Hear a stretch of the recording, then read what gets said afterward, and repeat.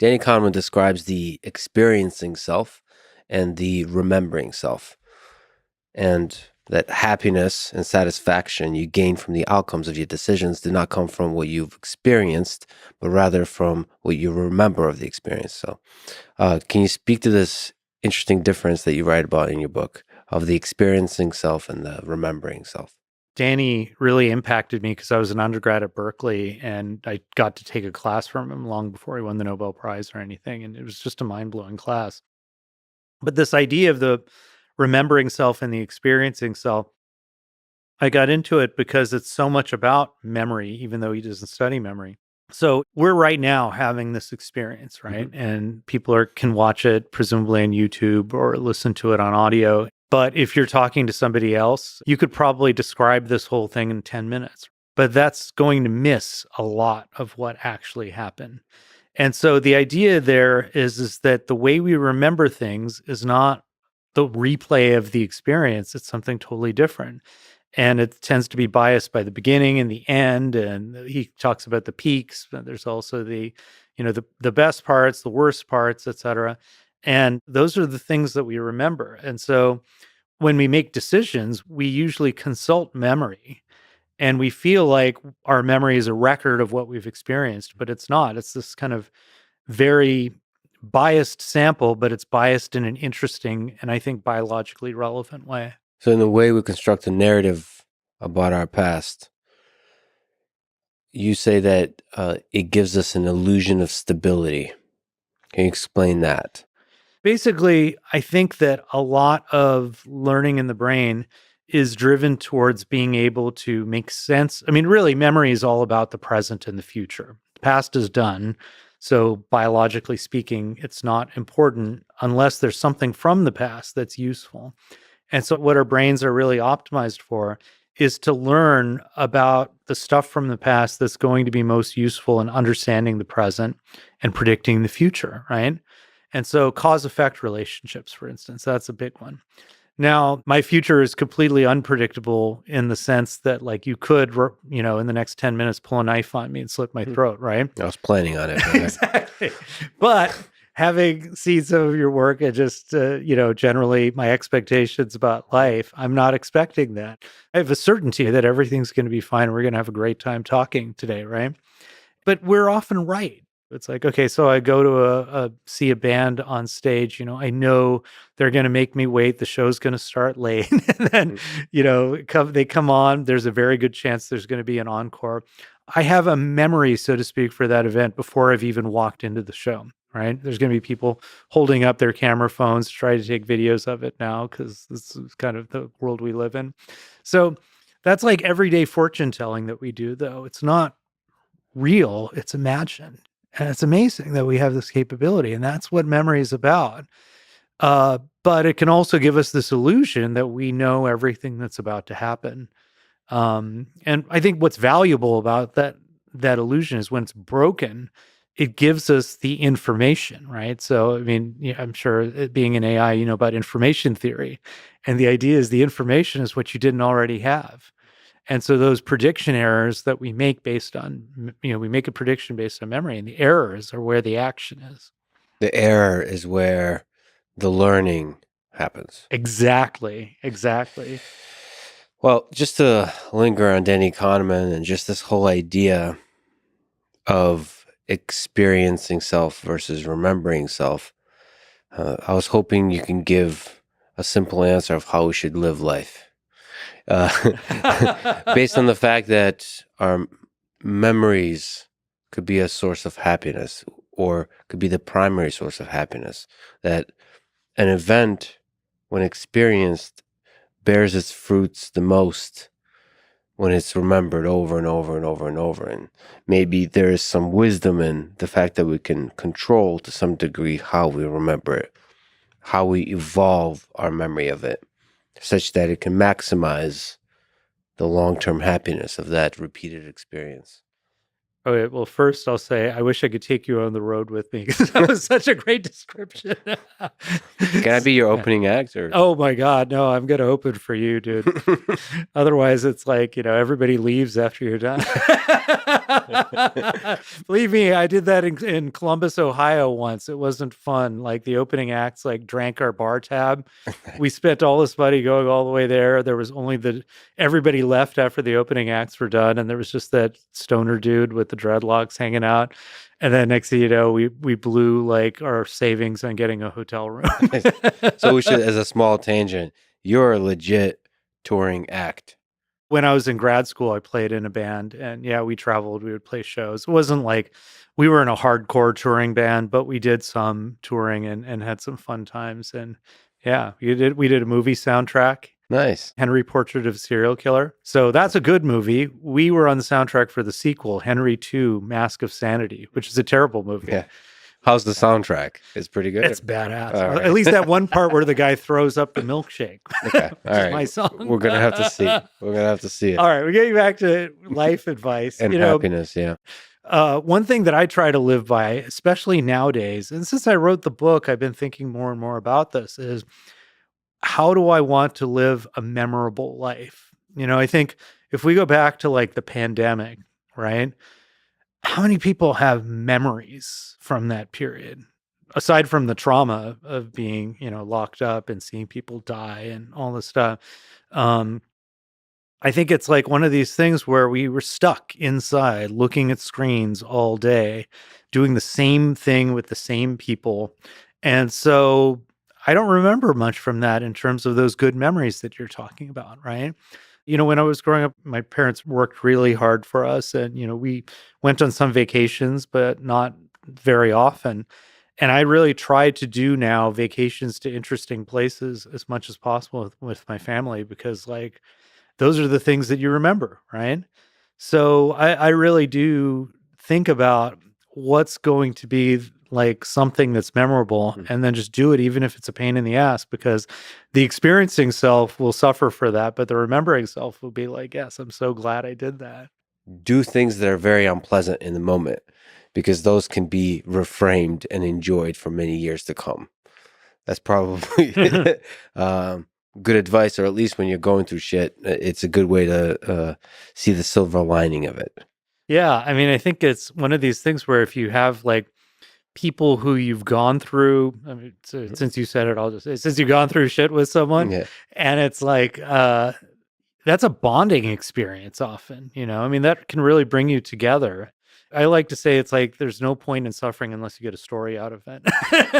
So, in the book, I talk about the power of the way we communicate with others and how that shapes our memories. And so I had this near-death experience, at least that's how I remember it, on this paddleboard where just everything that could have gone wrong did go wrong almost. So many mistakes were made, and ended up like at some point just like basically away from my board, pinned in a current, like in this corner, like not a super good swimmer. And my friend who came with me, Randy, who's a computational neuroscientist, and he had just been pushed down past me, and so he couldn't even see me. And I'm just like, if I die here, I mean, no one's around. It's like you just die alone. And so I just said, well, failure is not an option. And eventually I got out of it and froze and got cut up. And I mean, the things that we were going through were just insane. But short version of this is, my wife and my daughter and Randy's wife, they gave us all sorts of hell about this because they were just like, they were ready to send out a search party. So they were giving me hell about it. And then I started to tell people in my lab about this and then friends, and it just became a better and better story every time. And we actually had some photos of just the crazy things like this generator that was hanging over the water. And we're like ducking under this thing or these metal gratings. And I'm like going flat on, and it was just nuts, but it became a great story. And it was definitely, I mean, Randy and I were already tight, but that was a real bonding experience for us. And yeah, I mean, and I learned from that it's like, I don't look back on that enough actually, because I think we often, at least for me, I don't necessarily have the confidence to think that things will work out, that I'll be able to get through certain things. But my ability to actually get something done in that moment is better than I give myself credit for, I think. And that was the lesson of that story that I really took away. Well, actually, just for me, you're making me realize now that it's not just those kinds of stories, but even things like periods of depression or really low points. To me, at least, it feels like a motivating thing that the darker it gets, the better the story will be if you emerge on the other side.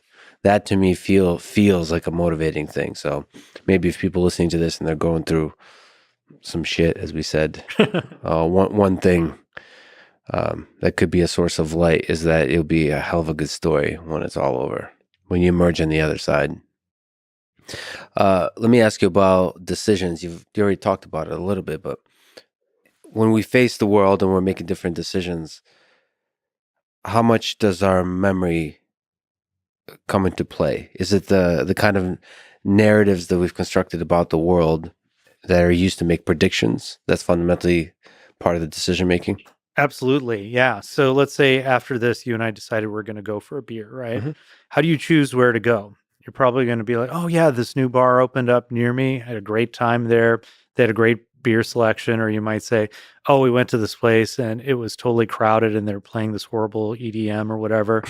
And so, right there, valuable source of information, right? And then you have these things like where you do this counterfactual stuff like, well, I did this previously, but what if I had gone somewhere else instead? Maybe I'll go to this other place because I didn't try it the previous time.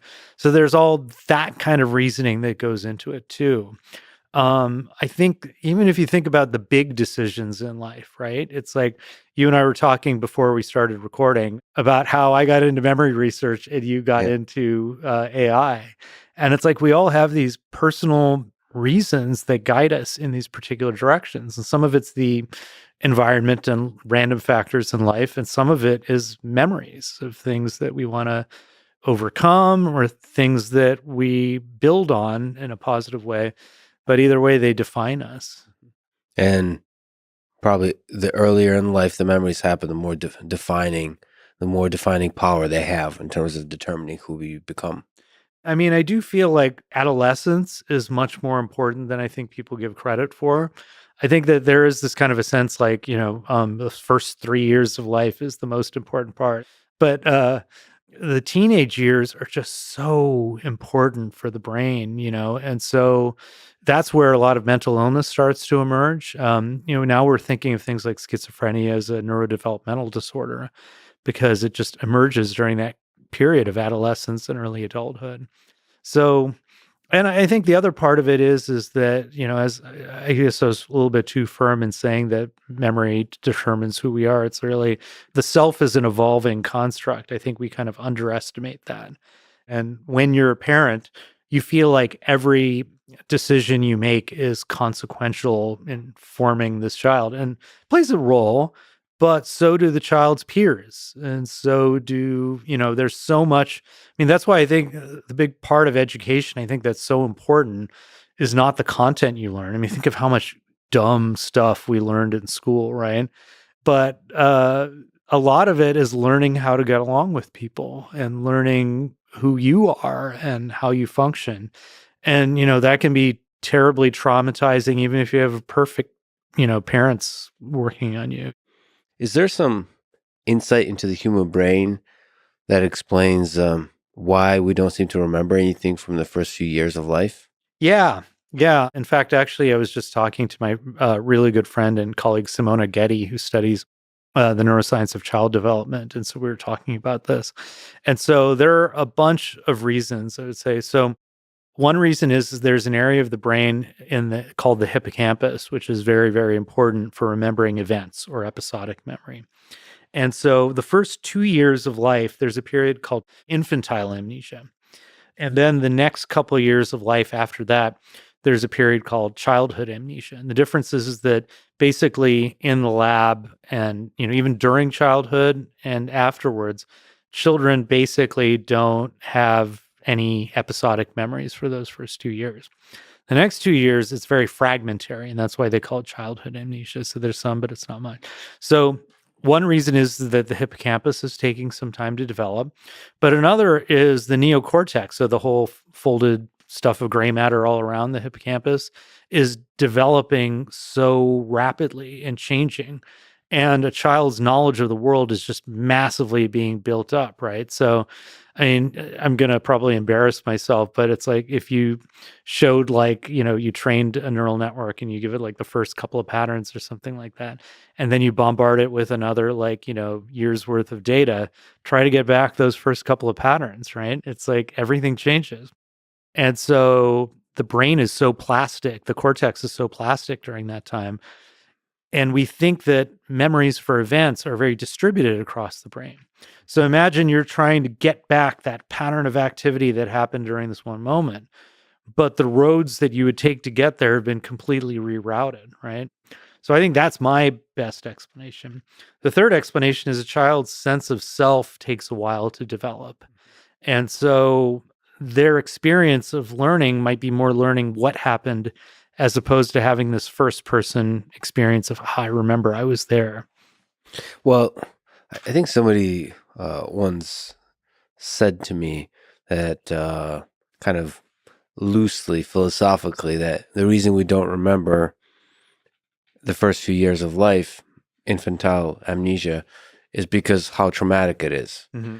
Basically, the error rate that you mentioned, when your brain's prediction doesn't match reality, the error rate in the first few years of life, your first few months certainly, is probably crazy high. It's just nonstop freaking out. The collision between your model of the world and how the world works is just so high that you want whatever the trauma of that is not to linger around. I always thought that's an interesting idea because, like, just imagine the insanity of what's happening in a human brain in the first couple of years. Just you don't know anything, and there's just this stream of knowledge, and we're somehow, given how plastic everything is, it just kind of molds and figures it out. But it's like an insane waterfall of information. I wouldn't necessarily describe it as a trauma, and we can get into this whole stages of life thing, which I just love. Basically, those first few years, think about it. A kid's internal model of their body is changing, right? It's like just learning to move. I mean, like, if you ever have a baby, you'll know that like the first 3 months, they're discovering their toes, right? And it's just nuts.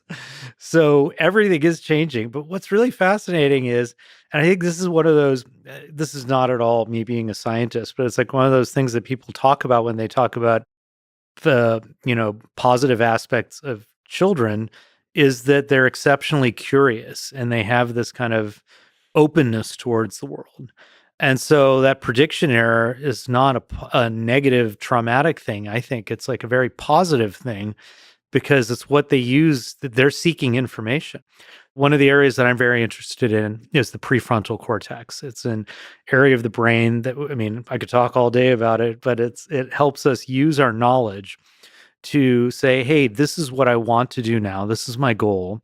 So this is how I'm going to achieve it, and focus everything towards that goal, right? The prefrontal cortex takes forever to develop in humans. The connections are still being tweaked and reformed, like into late adolescence, early adulthood, which is when you tend to see mental illness pop up, right? So it's being massively reformed. Then you have about 10 years maybe of prime functioning of the prefrontal cortex. And then it starts going down again, and you end up being older and you start losing all that frontal function. So I look at this and you'd say, okay, you sit around episodic memory talks, we always say children are worse than adults at episodic memory. Older adults are worse than young adults at episodic memory. And I always would say, God, this is so weird. Why would we have this period of time that's so short when we're perfect, right? Or optimal. And I like to use that word optimal now because there's such a culture of optimization right now.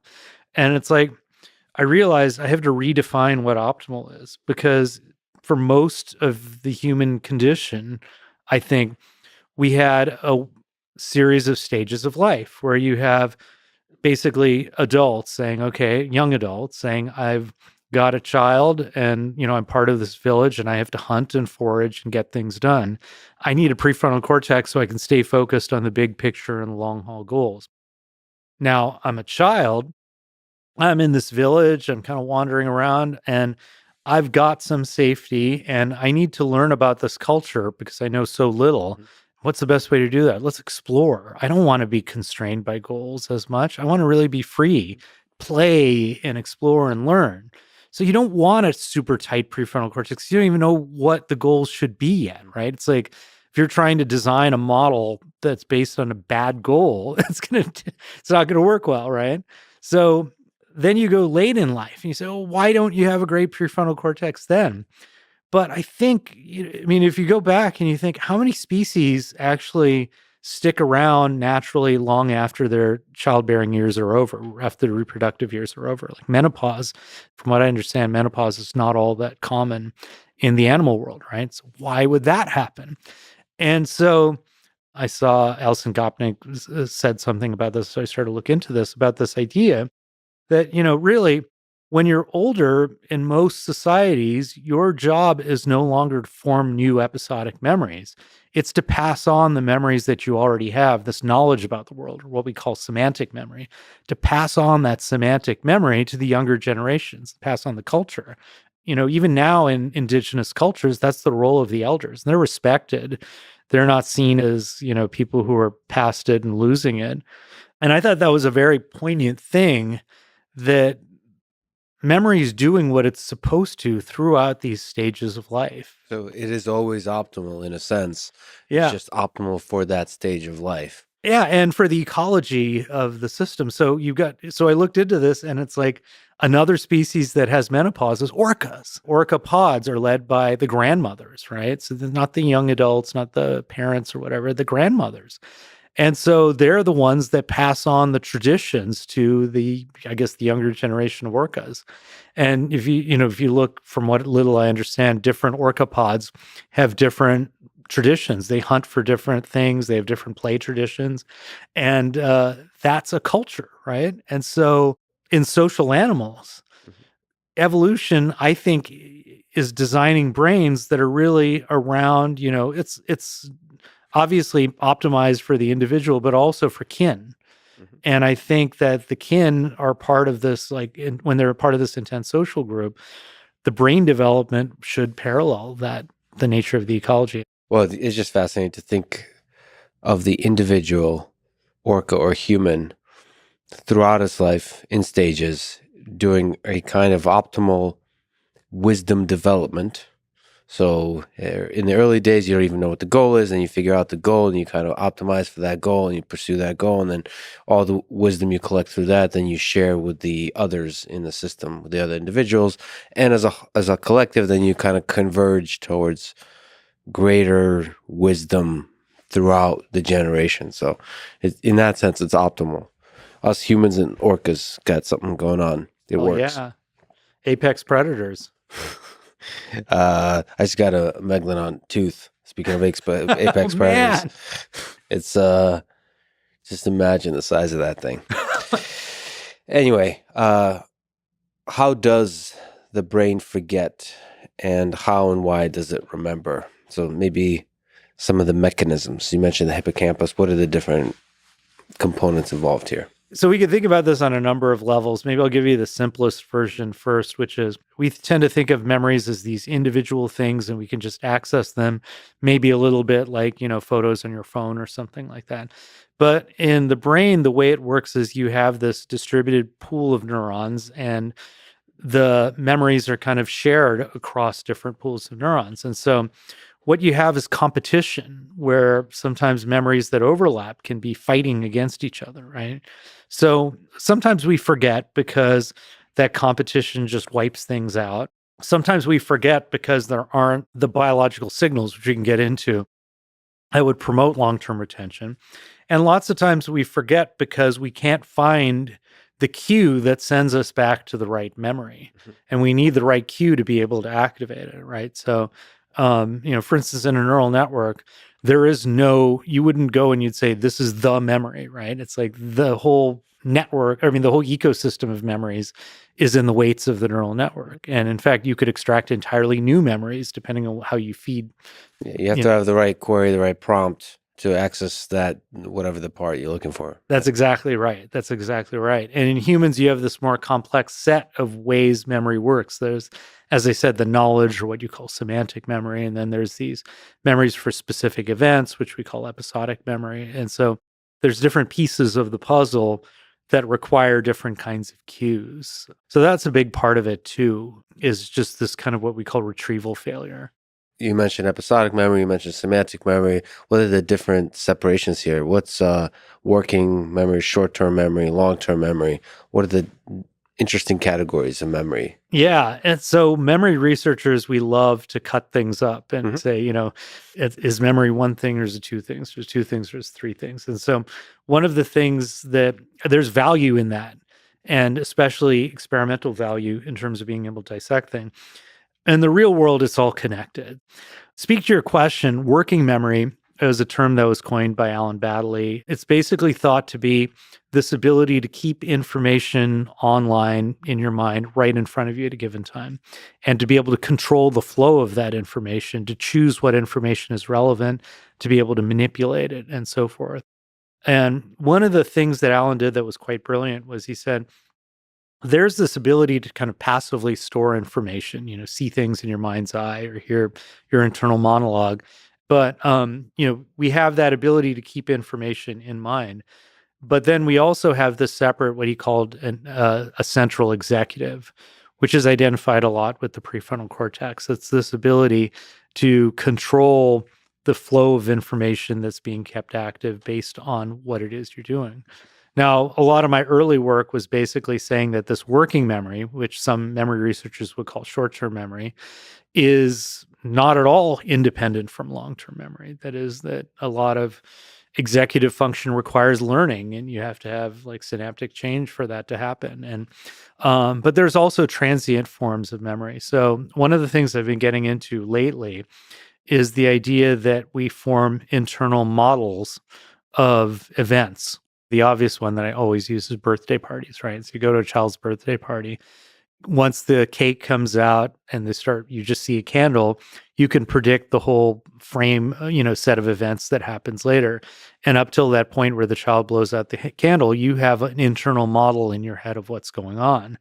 And so if you follow people's eyes, it's not actually on what's happening. It's going where the action's about to happen, which is just fascinating, right? So you have this internal model, and that's a kind of a working memory product. It's something that you're keeping online that's allowing you to interpret this world around you.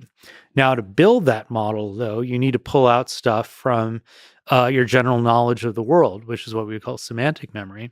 And then you'd want to be able to pull out memories for specific events that happened in the past, which we call episodic memory.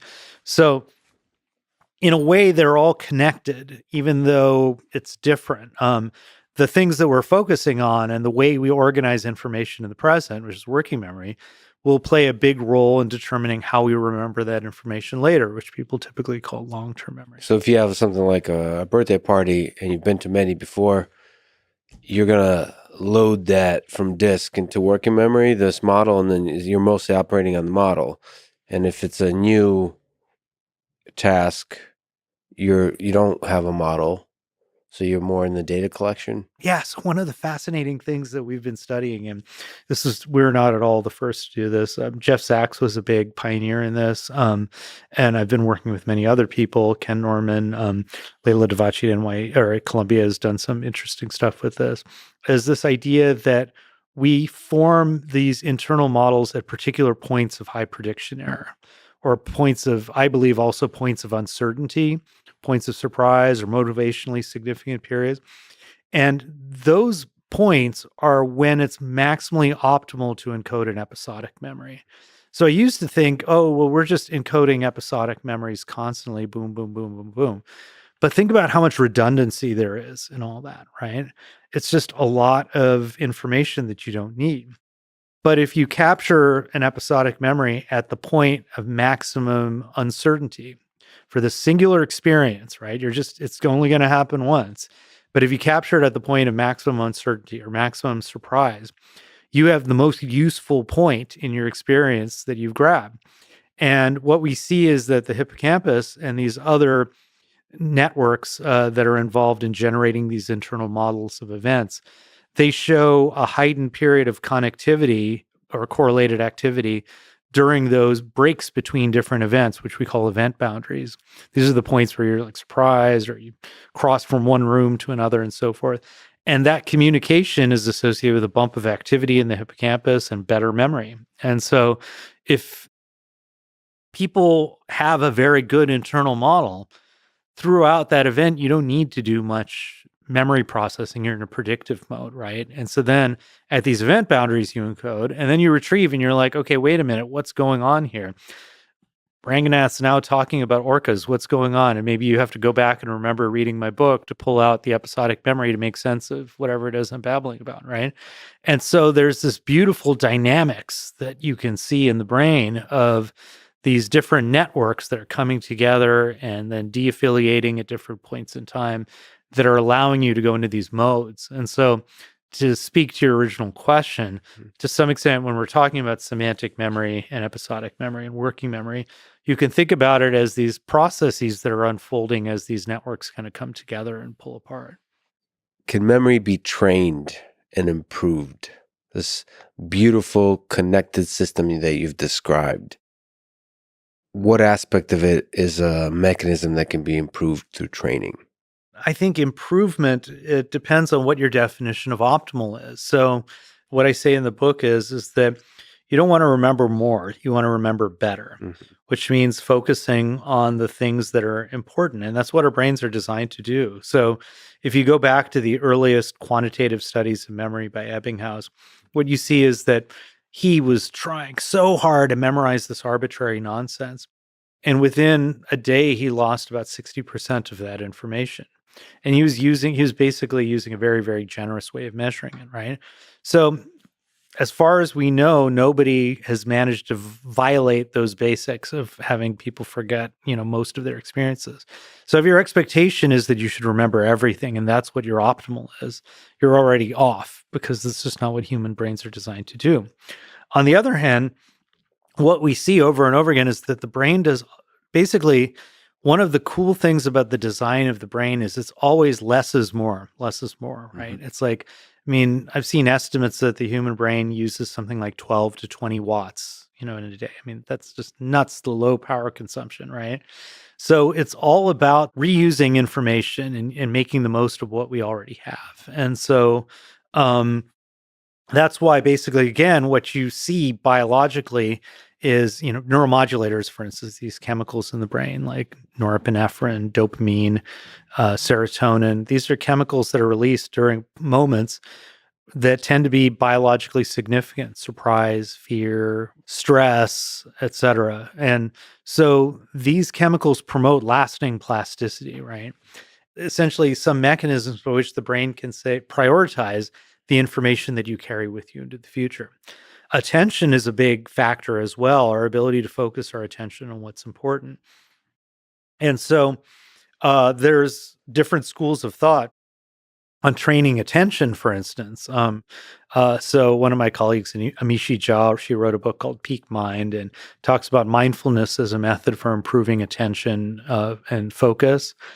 So she works a lot with military, like Navy SEALs and stuff, to do this kind of work with mindfulness meditation. Adam Ghazali, another one of my friends and colleagues, has work on kind of training through video games, actually, as a way of training attention. And so it's not clear to me. One of the challenges, though, in training is you tend to overfit to the thing that you're trying to optimize, right? So you tend to, if I'm looking at a video game, I can definitely get better at paying attention in the context of the video game, but you transfer it to the outside world.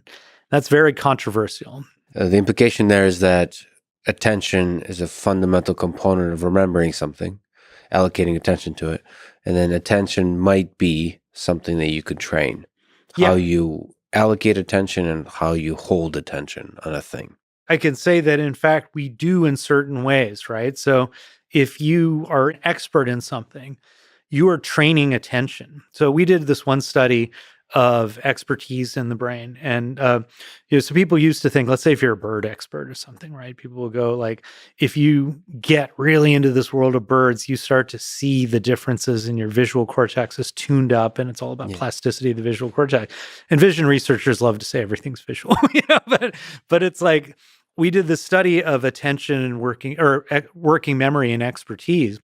And one of the things that surprised us were the biggest effects as people became experts in identifying these different kinds of just crazy objects that we made up. As they developed this expertise of being able to identify what made them different from each other and what made them unique, we were actually seeing massive increases in activity in the prefrontal cortex. And this fits with some of the studies of chess experts and so forth, that it's not so much that you learn the patterns passively, you learn what to look for. You learn what's important, what's not, right? And you can see this in any kind of expert professional athlete. They're looking 3 steps ahead of where they're supposed to be. So that's a kind of a training of attention. And those are also what you'd call expert memory skills. Mm-hmm. So if you take the memory athletes, I know that's something we're both interested in. And, so these are people who train in these competitions, and they'll memorize like a deck of cards in like a really short amount of time. There's a great memory athlete. Her name, I think, is pronounced Yenya Wintersoul. But she, so I think she's got like a giant Instagram following. And so she had this YouTube video that went viral where she had memorized an entire IKEA catalog, right? And so how do people do this? By all accounts, from people who become memory athletes, they weren't born with some extraordinary memory, but they practice strategies over and over and over again. And the strategy that they use for memorizing a particular thing, it can become automatic, and you can just deploy it in an instant, right? So again, it's not necessarily one strategy for learning the order of a deck of cards might not help you for something else that you need, like, remembering your way around Austin, Texas. But it's going to be these, whatever you're interested in, you can optimize for that. And that's just a natural byproduct of expertise. There's certain hacks. There's something called the memory palace that I've played with. I don't know if you're familiar with that whole technique. And it works. It's interesting. So another thing I recommend for people a lot is I use Anki a lot every day. It's a app that does spaced repetition. So I think medical students and like students use this a lot to remember a lot of different things. Yeah. Oh, yeah. Okay, we can come back to this. But yeah, go on. It's the whole concept of spaced repetition. You just, when the thing is fresh, you kind of have to remind yourself of it a lot. And then over time, you can wait a week, a month, a year before you have to recall the thing again. And that way, you essentially have something like note cards that you can have tens of thousands of, and can only spend 30 minutes a day and actually be refreshing all of that information, all of that knowledge. It's really great. And then for Memory Palace is a technique that allows you to remember things like the IKEA catalog, or by placing them visually in a place that you're really familiar with. Like, I'm really familiar with this place, so I can put numbers or facts or whatever you want to remember. You can walk along that little palace and it reminds you. It's cool. Like, there's stuff like that I think memory athletes could use, but I think also regular people can use. One of the things I have to solve for myself is how to remember names. I'm horrible at it. Yeah. I think it's because when people introduce themselves, I have the social anxiety of the interaction where I'm like, I know I should be remembering that, but I'm freaking out internally about social interaction in general. And so therefore I forget immediately. So I'm looking for good tricks for that. So I feel like we've got a lot in common, because when people introduce themselves to me, it's almost like I have this like just blackout for a moment, and then I'm just looking at them like, what happened? I look away or something. What's wrong with me? So I mean, I'm totally with you on this. The reason why it's hard is that there's no reason we should be able to remember names, because when you say remembering a name, you're not really remembering a name. Maybe in my case you are, but most of the time you're associating a name with a face and an identity. And that's a completely arbitrary thing, right? I mean, maybe in the olden days, somebody named Miller, it's like they're actually making flour or something like that. But, for the most part, it's like these names are just utterly arbitrary. So you have no thing to latch onto. And so it's not really a thing that our brain does very well, is to learn meaningless, arbitrary stuff. Mhm. So what you need to do is build connections somehow, visualize a connection. And sometimes it's obvious or sometimes it's not. I'm trying to think of a good one for you now. But the first thing I think of is Lex Luthor, but I That's can think great. of so I think of Lex Because Luthor. doesn't Lex Luthor wear a suit, I think? I know he has a shaved head though, or Yeah. he's bald, which you're not. You got a Yeah. great head. If I'd trade hair with you any day, but Right. but like but something Exactly. like that. But if I can come up with something, like I could say, okay, so Lex Luthor is this criminal mastermind, and then I just imagine And we you. talked about stabbing or whatever earlier, about Yeah, knives and so on, exactly, just right. kind of connected, and that's it. Yeah. But I'm serious though that these kinds of weird associations now I'm building a richer network. I mean, one of the things that I find is if I've like you can have somebody's name that's just totally generic, like John Smith or something. Not that, no offense to people that name, but if I see a generic name like that, but I've read John Smith's papers academically, and then I meet John Smith at a conference, I can immediately associate that name with that face because I have this pre-existing network to lock everything into, right? And so you can build that network. And that's what the method of loci or the memory palace technique is all about, is you have a pre-existing structure in your head of like your childhood home or this mental palace that you've created for yourself. And so now you can put arbitrary pieces of information in different locations in that mental structure of yours. And then you could walk through the different path and find all the pieces of information you're looking for. So the method of loci is a great method for just learning arbitrary things because it allows you to link them together and get that cue that you need to pop in and find everything, right? We should maybe linger on this memory palace thing just to make obvious, because when people were describing to me a while ago what this is, it seems insane. Mhm. I just, you literally think of a place like a childhood home or a home that you're really visually uh, familiar with, and you literally place in that three-dimensional space facts or people or whatever you want to remember, and you just walk in your mind along that place visually, Mhm. and you can remember, remind yourself of the different things. One of the limitations is there is a sequence to it. Mhm. So I think your brain somehow, you can't just like go upstairs right away or something. You have to like walk along the room. So it's really great for remembering sequences, but it's also not great for remembering like individual facts out of context. So the full context of the tour, I think, is important. But it's fascinating how the mind is able to do that when you ground these pieces of knowledge into something that you remember well already, especially visually. Fascinating. And you can just do that for any kind of sequence. I'm sure she used something like this for IKEA catalog, Oh something of yeah, this nature. absolutely. And I think the principle here is, again, I was telling you this idea that memories can compete with each other, right? Well, I like to use this example, and maybe someday I'll regret this, but I've used it a lot recently. Is like, imagine if this were my desk, it could be cluttered with a zillion different things, right? So imagine it's just cluttered with a whole bunch of yellow Post-it notes, and on one of them I put my bank password on it, right? Well, it's going to take me forever to find it. I might, it's just going to be buried under all these other Post-it notes. But if it's like hot pink, it's going to stand out and I find it really easily, right? So that's one way in which, if things are distinctive, if you've processed information in a very distinctive way, then you can have a memory that's going to last.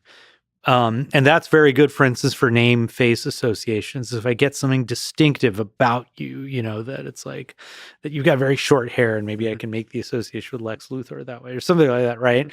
But I get something very specific. That's a great cue.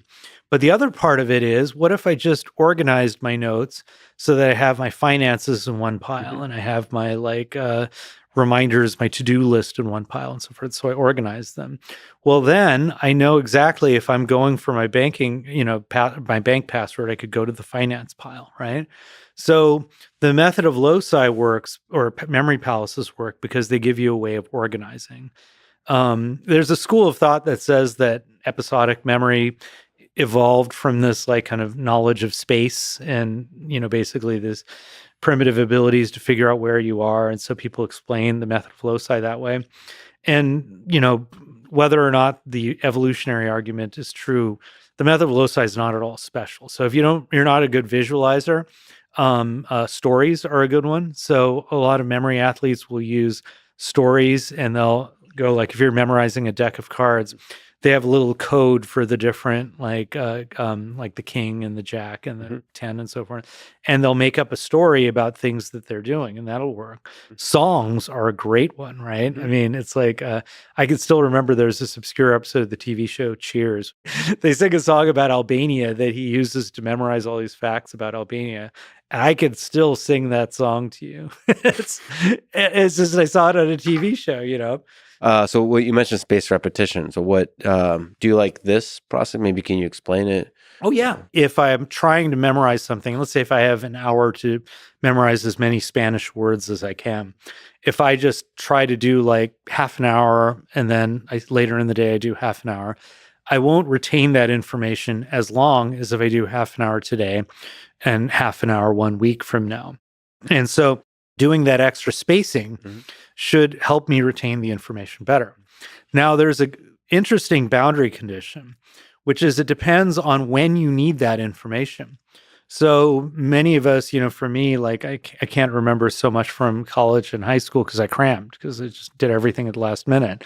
And sometimes I would literally study like, in the hallway right before the test. And it was great, because what would happen is I just had that information right there.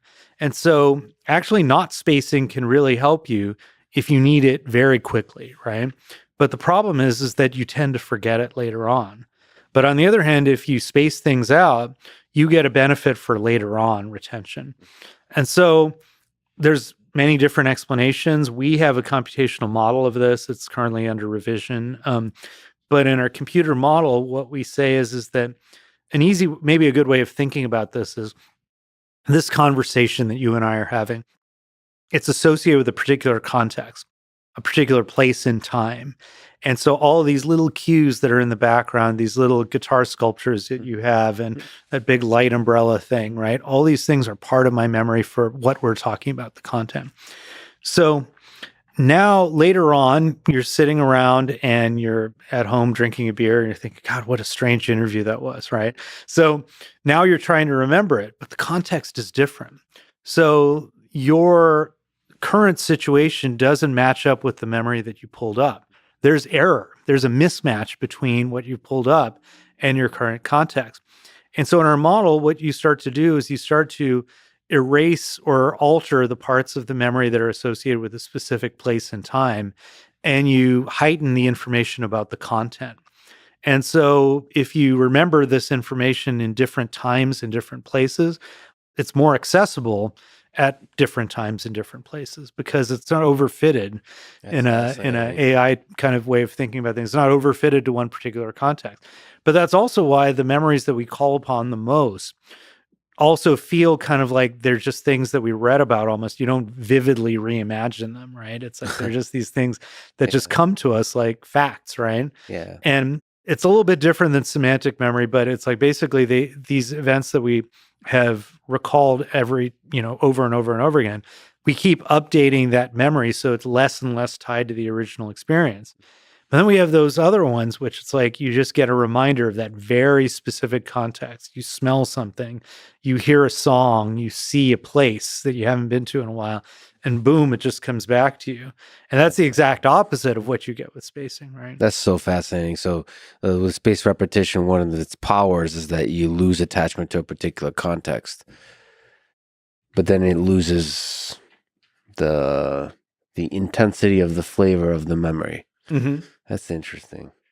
That's so interesting. Yeah, but at the same time, it becomes stronger in the sense that the content becomes stronger. Yeah, so it's used for learning languages, for learning facts, for that generic semantic information type of memories. Yeah, and I think this falls into a category. We've done other modeling. One of these is a published study in PLOS Computational Biology, where we showed that another way, which is I think related to the spacing effect, is what's called the testing effect. So the idea is that if you're trying to learn words, let's say in Spanish or something like that, and this doesn't have to be words; it could be anything. You test yourself on the words, and that act of testing yourself helps you retain it better over time than if you just studied it, right? And so, from traditional learning theories, some learning theories anyway, this seems weird. Why would you do better giving yourself this extra error from testing yourself rather than just, giving yourself perfect input that's a replica of what it is that you're trying to learn?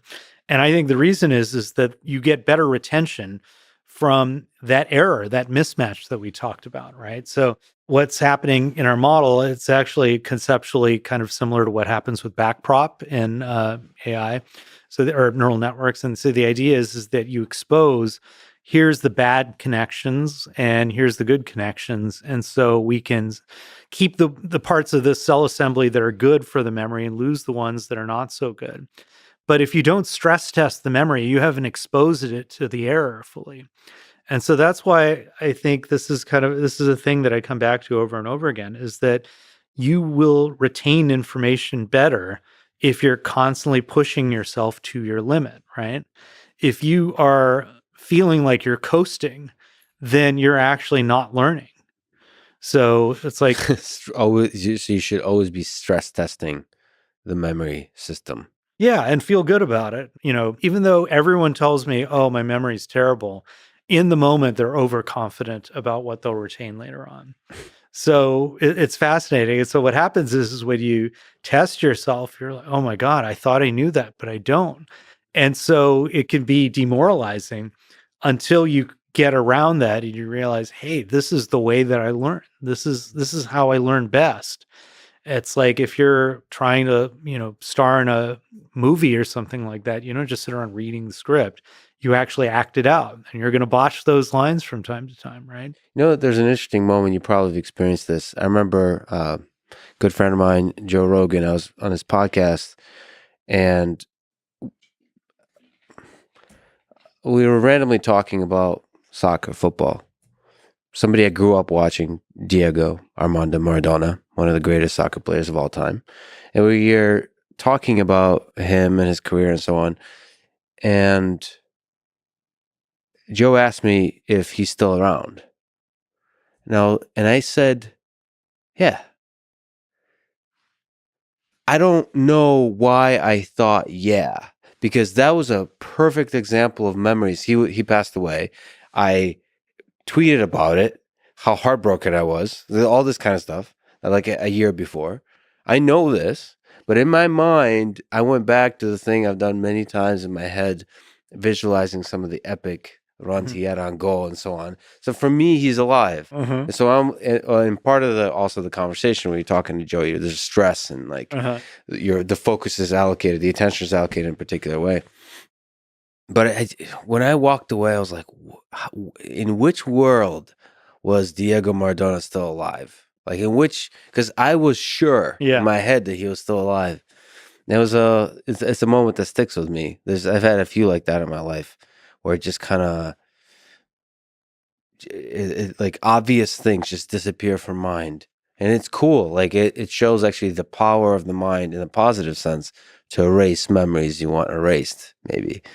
But I don't know. I don't know if there's a good explanation for that. One of the cool things that I found is that some people really just revolutionize a field by creating a problem that didn't exist before. It's kind of like why I love science is like engineering is like solving other people's problems, and science is about creating problems. And I'm just much more like I want to break things and Yeah.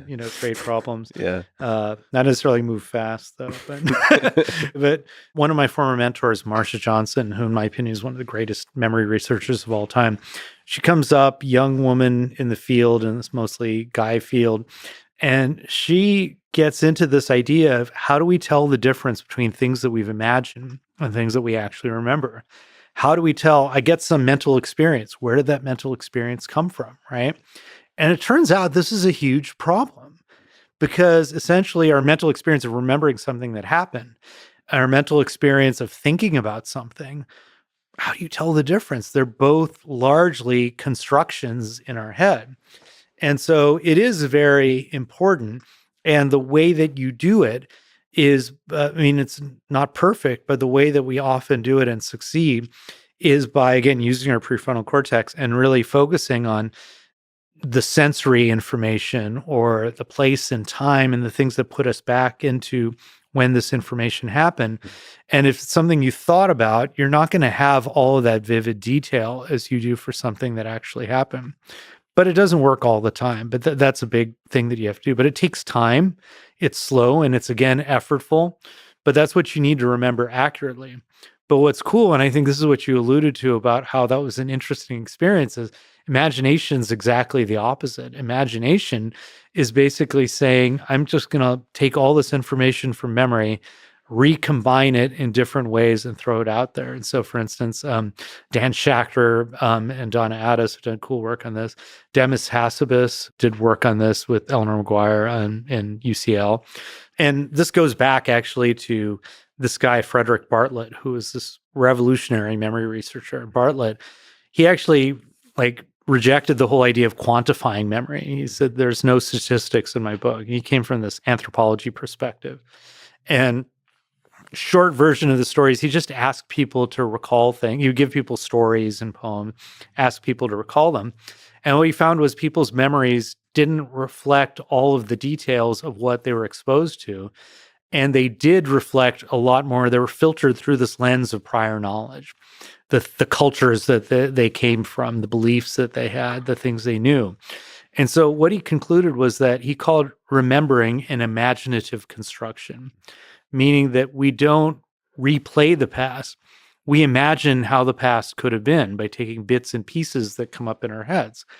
And likewise, he wrote this beautiful paper on imagination saying when we imagine something and create something, we're creating it from these specific experiences that we've had and combining it with our general knowledge. But instead of trying to focus it on being accurate and getting out one thing, you're just ruthlessly recombining things without any necessary kind of goal in mind. Or at least that's one kind of creation. So imagination is fundamentally coupled with memory in both directions. I think so. It's not clear that it is in everyone, but one of the things that's been studied is some patients who have amnesia, for instance, they have brain damage, say, to the hippocampus. And if you ask them to imagine things that are not in front of them, like imagine what could happen after I leave this room, right? They find it very difficult to give you a scenario of what could happen, or if they do, it would be more stereotyped, like, yes, this would happen, this would, but it's not like they can come up with anything that's very vivid and creative in that sense. And it's partly because when you have amnesia, you're stuck in the present, because to get a very good model of the future, it really helps to have episodic memories to draw upon, right? And so that's the basic idea. And in fact, one of the most impressive things, when people started to scan people's brains and ask people to remember past events, what they found was there's this big network of the brain called the default mode network. It gets a lot of press because it's thought to be important. It's engaged during mind wandering. And if I ask you to pay attention to something, it only comes on when you stop paying attention. So people say, oh, it's just this kind of, daydreaming network. And I thought, this is just ridiculous research. Who cares? But then what people found was when people recall episodic memories, this network gets active. And So we started to look into it, and this network of areas is really closely functionally interacting with the hippocampus. And so, in fact, some would say the hippocampus is part of this default network. And if you look at brain images of people or brain maps of activation, so to speak, of people imagining possible scenarios of things that could happen in the future, or even things that couldn't really be very plausible, they look very similar. I mean, to the naked eye, they look almost the same as maps of brain activation when people remember the past.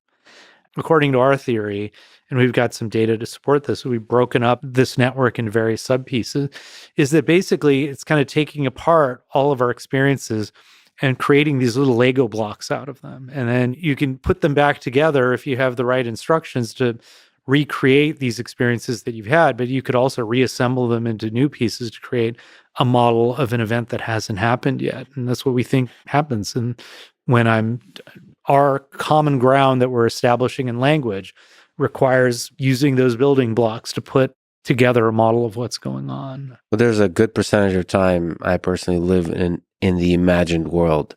I do thought experiments a lot. I take the absurdity of human life as it stands and play it forward in all kinds of different directions. Sometimes it's rigorous thought experiments. Sometimes it's fun ones. So I imagine that has an effect on how I remember things.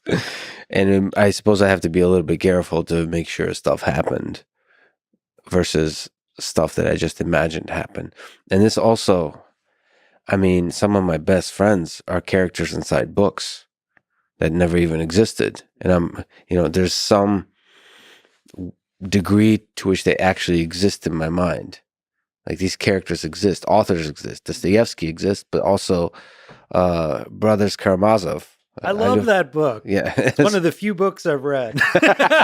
One of the few literature books that I've read, I should say. I read a lot in school that I don't remember, but Brothers Karamazov. But they exist. Alyosha. They exist, and I have almost kind of like conversations with them. It's interesting. It's interesting to allow your brain to kind of play with ideas of the past, of the imagined, and see it all as one. Yeah, there was actually this famous mnemonist. He's kind of like back then the equivalent of a memory athlete, except he would go to shows and do this. That was described by this really famous neuropsychologist from Russia named Luria.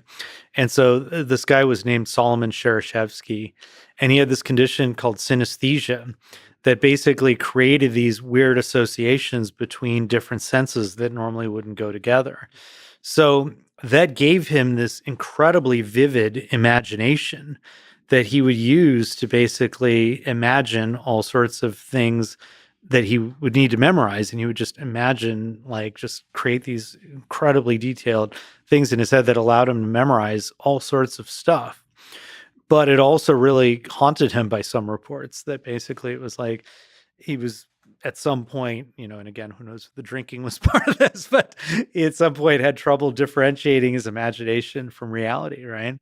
And this is interesting because it's like, I mean, that's what psychosis is in some ways, is first of all, you're just learning connections from prediction errors that you probably shouldn't learn.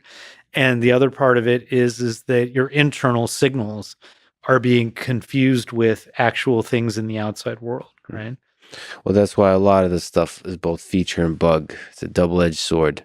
Yeah, I mean, it might be why there's such an interesting relationship between genius and psychosis. Yeah, maybe they're just two sides of the same coin. Humans are fascinating, aren't they? I think so. Sometimes scary, but mostly fascinating. Can we just talk about memory sport a little longer? There's something called the USA Memory Championship. Like, what are these athletes like? What does it mean to be like elite level at this? Have you interacted with any of them or reading about them? What have you learned about these folks? There's a guy named Henry Rodiger who's studying these guys, and there's actually a book by Joshua Foer called Moonwalking with Einstein, where he talks about, he actually, as part of this book, just decided to become a memory athlete. They often have these life events that make them go, hey, why don't I do this? So there was a guy named Scott Hagwood, who I write about, who thought that he was getting chemo for cancer, and so he decided, like, because the chemo, there's a well-known thing called chemo brain, where people become like they just lose a lot of their sharpness. And so he wanted to fight that by learning these memory skills. So he bought a book, and this is the story you hear in a lot of memory athletes: is they buy a book by other memory athletes Yeah. or other memory experts, so to speak, and they just learn those skills and practice them over and over again. They start by winning bets and so forth, and then they go into these competitions, and the competitions are typically things like memorizing long strings of numbers or memorizing, orders of cards and so forth. So there tend to be pretty arbitrary things, not like things that would be you'd be able to bring a lot of prior knowledge, but they build the skills that you need to memorize arbitrary things. Yeah, that's fascinating. I've gotten a chance to work with something called end-back tasks. So there's all these kinds of Oh tasks, yeah. memory recall tasks that are Yeah, used to kind of load up the quote-unquote working memory, yeah. and to see, the psychologists used it to test all kinds of stuff, like to see how well you're good at multitasking. We used it in particular for the task of driving. Like if we fill up your brain with intensive working memory tasks, how good are you at also Mm-hmm. not crashing, Mm-hmm. that kind of stuff. So it's fascinating, but again, those tasks are arbitrary, and they're usually about recalling a sequence of numbers in some kind of semi-complex way. Mm-hmm. Are you do you have any favorite tasks of this nature in your own studies? I've really been most excited about going in the opposite direction and using things that are more and more naturalistic. Mm. And the reason is that we've moved in that direction because what we found is that memory works very, very differently when you study memory in the way that people typically remember. And so it goes into a much more predictive mode, and you have these event boundaries, for instance, and you have, but a lot of what happens is this kind of fascinating mix that we've been talking about, a mix of interpretations and imagination with perception. And so, and the new direction we're going in is understanding navigation in our memory for places. And the reason is that there's a lot of work that's done in rats, which is very good work. They have a rat and they put it in a box, and the rat goes chases cheese in a box. And you'll find cells in the hippocampus that fire when a rat is in different places Mhm. in the box. And so the conventional wisdom is that the hippocampus forms this map of the box. And I think that probably may happen when you have like absolutely no knowledge of the world, right? Mhm. But I think one of the cool things about human memory is we can bring to bear our past experiences to economically learn new ones. And so, for instance, if you learn a map of an IKEA, let's say if I go to the IKEA in Austin, I'm sure there's one here, I probably could go to this IKEA and find my way to the, where the wine glasses are without having to even think about it, because it's got a very similar layout. Even though IKEA is a nightmare to get around, once I learned my local IKEA, I can use that map everywhere. Why form a brand new one for a new place? And so that kind of ability to reuse information really comes into play when we look at things that are, more naturalistic tasks. And another thing that we're really interested in is this idea of like, what if instead of basically mapping out every coordinate in a space, you form a pretty economical graph that connects basically the major landmarks together, and being able to use that as, emphasizing the things that are most important, the places that you go for food and the places that are landmarks that help you get around, Mhm. and then filling in the blanks for the rest. Because I really believe that cognitive maps or mental maps of the world, just like our memories for events, are not photographic. I think they're this combination of actual verifiable details and then a lot of inference that you make. So what have you learned about this kind of spatial mapping of places? How do people represent locations? There's a lot of variability. I think that, and there's a lot of disagreement about how people represent locations. In a world of GPS and physical maps, people can learn it from like basically what they call like survey perspective, being able to see everything. And so that's one way in which humans can do it that's a little bit different. There's one way which we can memorize routes. Like I know how to get from here to, let's say, if I knew walk here from my hotel, I could just rigidly follow that route back, right? And there's another more integrative way, which would be what's called a cognitive map, which would be kind of a sense of how everything relates to each other.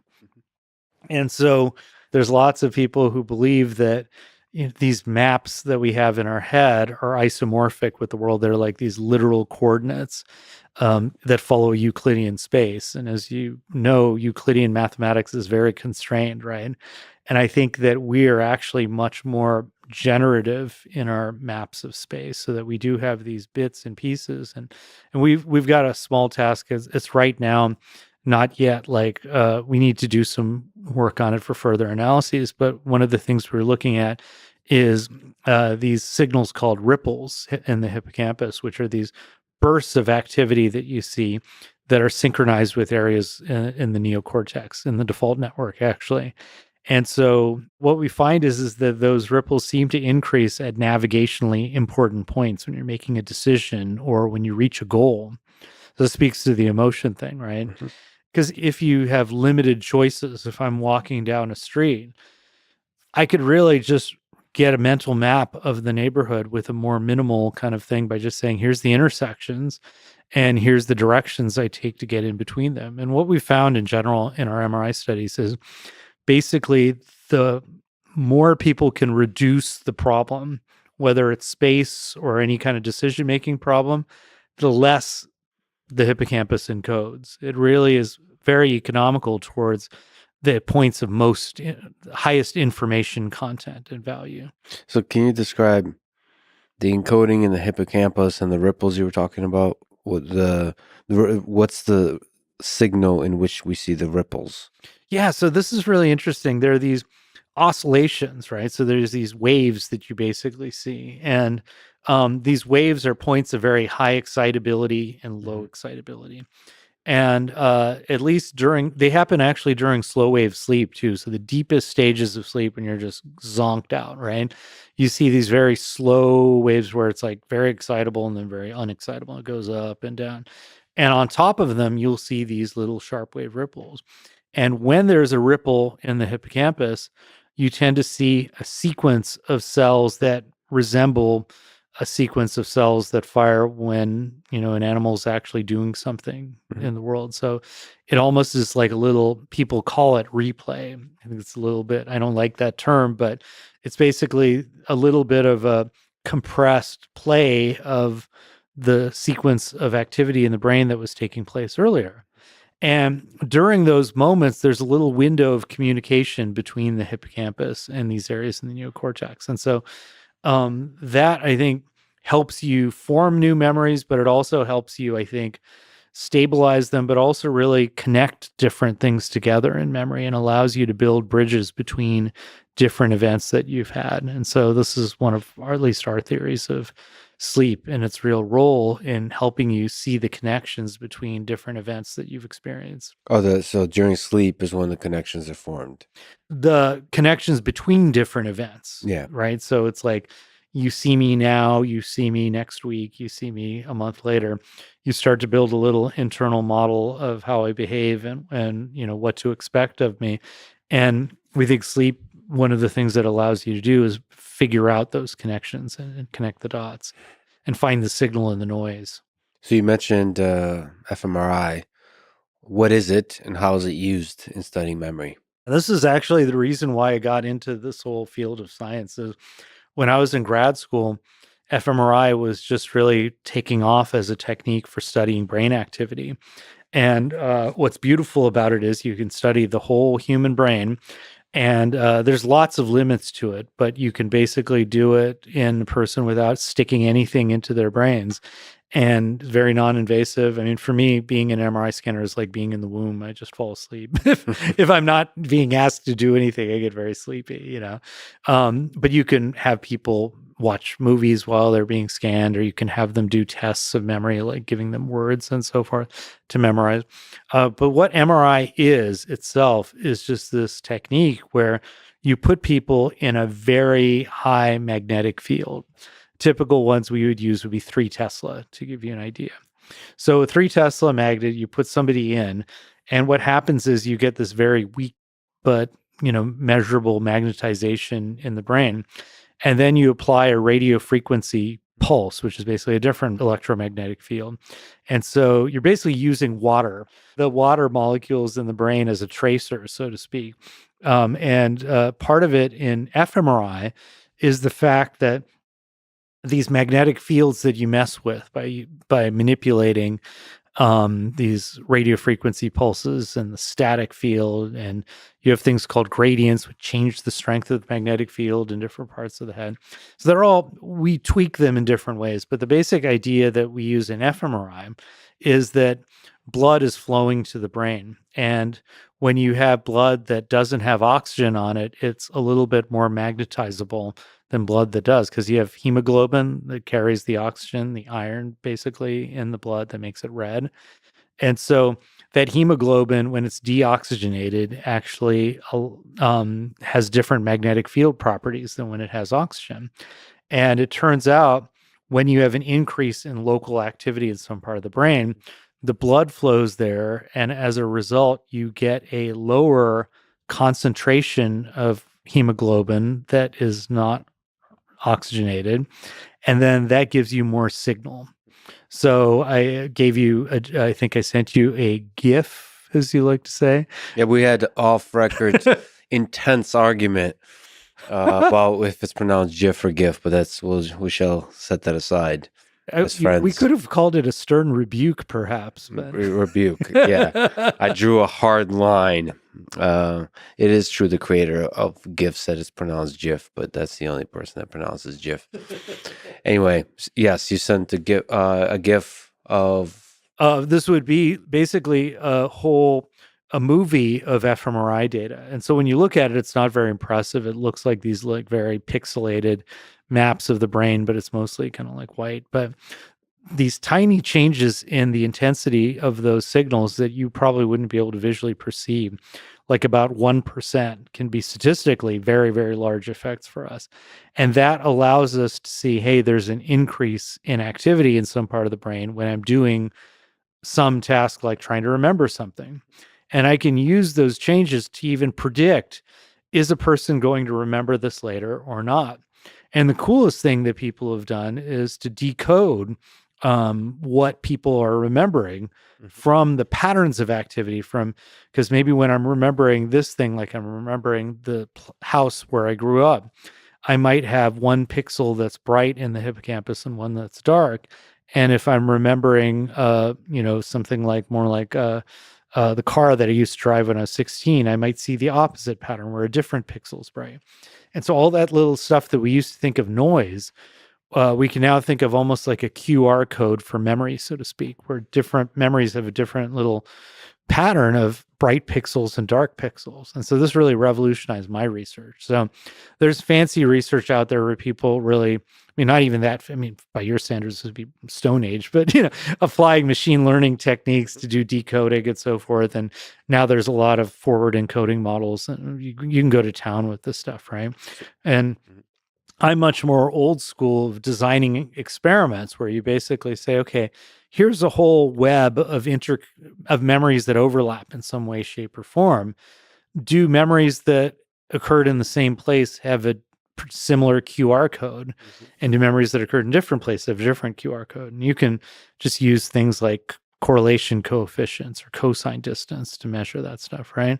Super simple, right?